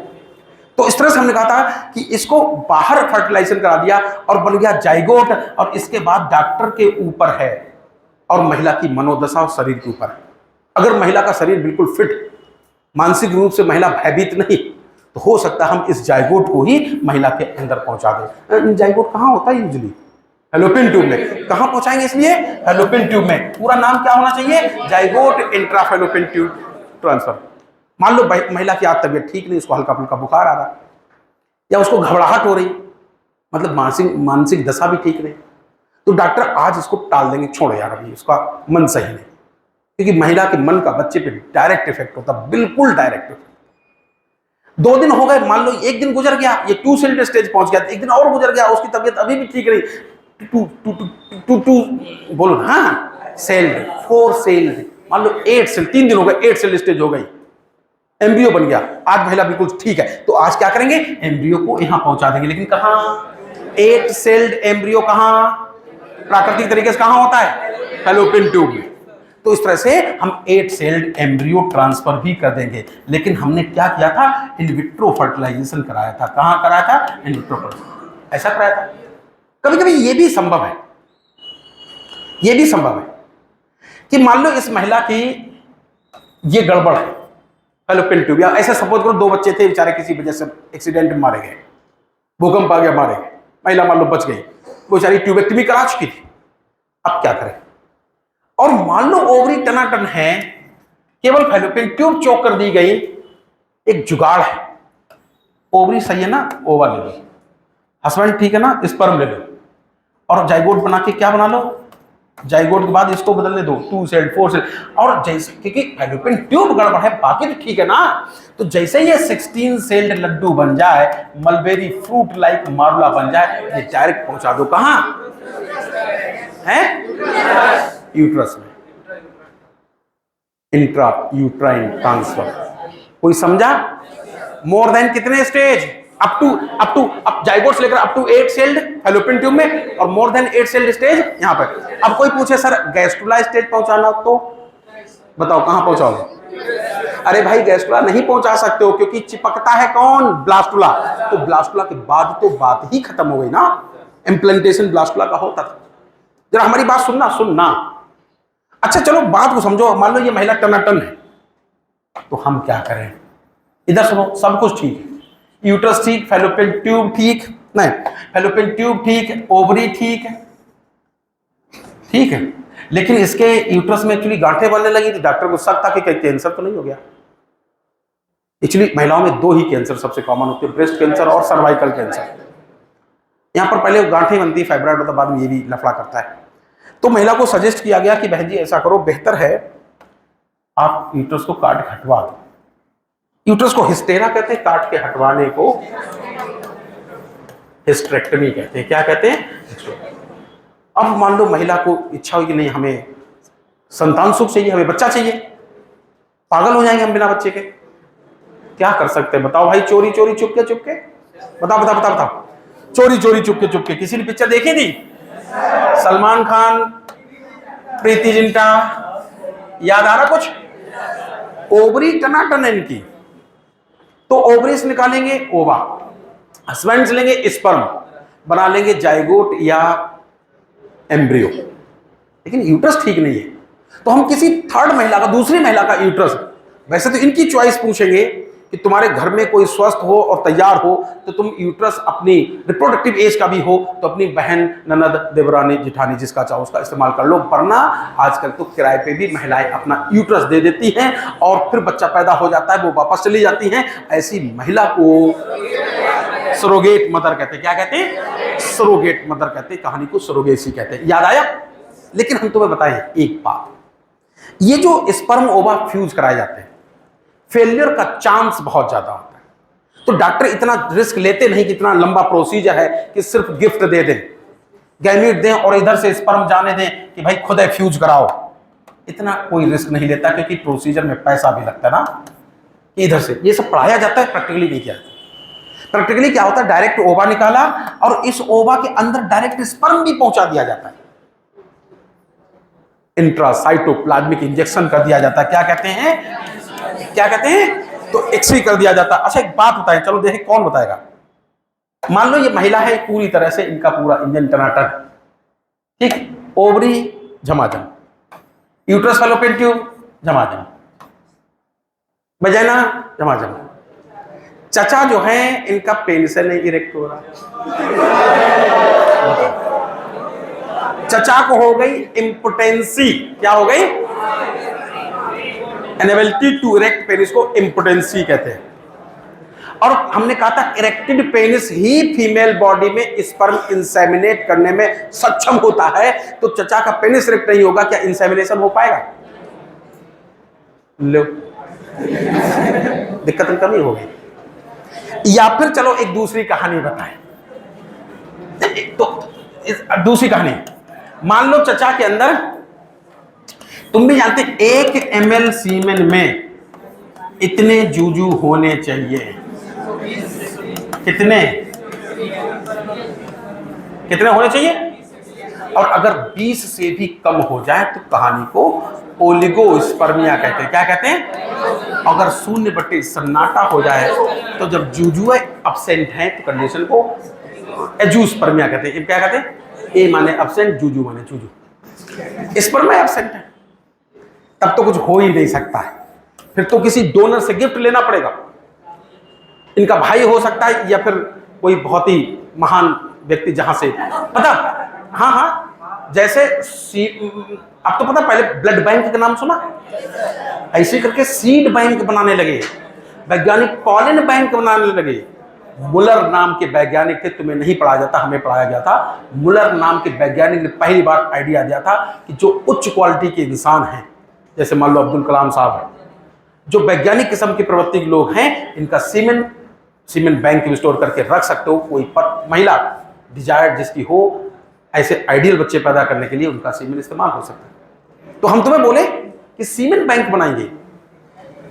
आजकल तो ह्यूमन का मिल्क स्टोर करने के लिए बैंक बनाए जा रहे हैं। बहुत से बच्चे ऐसे होते हैं जो जन्म होते उसी समय की मम्मियां खत्म हो जाती है, तो उनकी इम्यूनिटी ना कमजोर पड़ जाए, उनको भी माँ का दूध मिलना चाहिए। तो फिर ऐसे में इनका मिल्क स्टोर करके रखने शुरू कर दिया गया। तो हम खैर ये बता रहे थे कि मान लो जूजुए एब्सेंट है तब तो इनकी कहानी है खत्म, चचा को चचा के लक्षणों वाली संतान नहीं मिल पाएगी। लेकिन कहीं चचा के अंदर जूजू हैं, कम है मात्रा में, तो हमने तुमसे कहा था कि यहां पर बहुत सारे स्पर्म आना जरूरी है, वरना कोरोना रेडिएटा नहीं ब्रेक कर पाएंगे, एक दिन बता चुके थे। तो जब स्पर्म काउंट कम होती है या स्पर्म में मोटेलिटी कम होती है तब तो एक्से कर दिया जाता है। स्पर्म काउंट कम है तो एक काम किया जाता है, फिर वो स्पर्म नेचुरल तरीके से नहीं, पंप करके भेजे जाते हैं। कैसे भेजे जाते हैं? पंप करके भेजे जाते हैं। ऐसा ही डायग्राम बना दें। अब पंप का डायग्राम कौन बनाए? तो हमें एक बात बताओ, अच्छा प्राकृतिक तरीके से ये जो इंसेमिनेशन किया जा रहा है आर्टिफिशियल, इसमें सीमेन कहां पंप किया जाएगा? सीमेन महिला की बॉडी में कहां पहुंचाया जाएगा? सब कुछ प्राकृतिक होता तो कहां पहुंचता? वजाइना में। कहां पहुंचता है? कि वजाइना में पंप किया जाता है। पंप करने के बाद मान लो प्रेगनेंसी नहीं हुई, सफलता नहीं मिली, तो तब मजबूरन एक कदम आगे बढ़ते हैं। वजाइना के बाद किसका नंबर है? यूट्रस का। तब यूट्रस तक पंप किया जाता है। कोई समझा? तो इस तरह से हमने तुम्हें तमाम मेथड बताए। देखिए कौन बताएगा कि गिफ्ट का नाम, पूरा नाम क्या है? गिफ्ट का पूरा नाम क्या है? गैमीट इंट्राफैलोपियन। कोई शक? गैमीट स्पर्म ओवा तो मिलन होता ही है फैलोपियन ट्यूब में। जिप्ट का फुल फॉर्म क्या है? जाइगोट इंट्राफैलोपियन। जाइगोट कहां बनता है? फैलोपियन ट्यूब में। इंट्राफैलोपियन, विद इन फैलोपियन। याद आया? अच्छा, 2 sailed, 4 sailed, 8 sailed stage fallopian tube में। इसलिए कहां पहुंचाओगे एम्ब्रियो को? Fallopian tube. कई बार तो यहां तक कर दिया जाता है कि महिला का ओवा लिया गया, उसकी जेठानी देवरानी किसी दूसरे महिला के या उसी के अंदर किसी तरह फर्टिलाइजेशन कराने के बाद दे दिया जाता ना, चाहे इन विट्रो फर्टिलाइजेशन चाहे इन विवो, ये अलग मेथड है। फर्टिलाइजेशन कराया कहां गया, ये उसके आधार पर बोला था। इक्सी का फुल फॉर्म कौन बताएगा? Sperm intracytoplasmic injection. क्या कहोगे? स्पर्म। अच्छा, एआई मतलब पूरा नाम क्या है? Artificial insemination. बंद कर दो इसको। आर्टिफिशियल इंसेमिनेशन कब किया जाता है?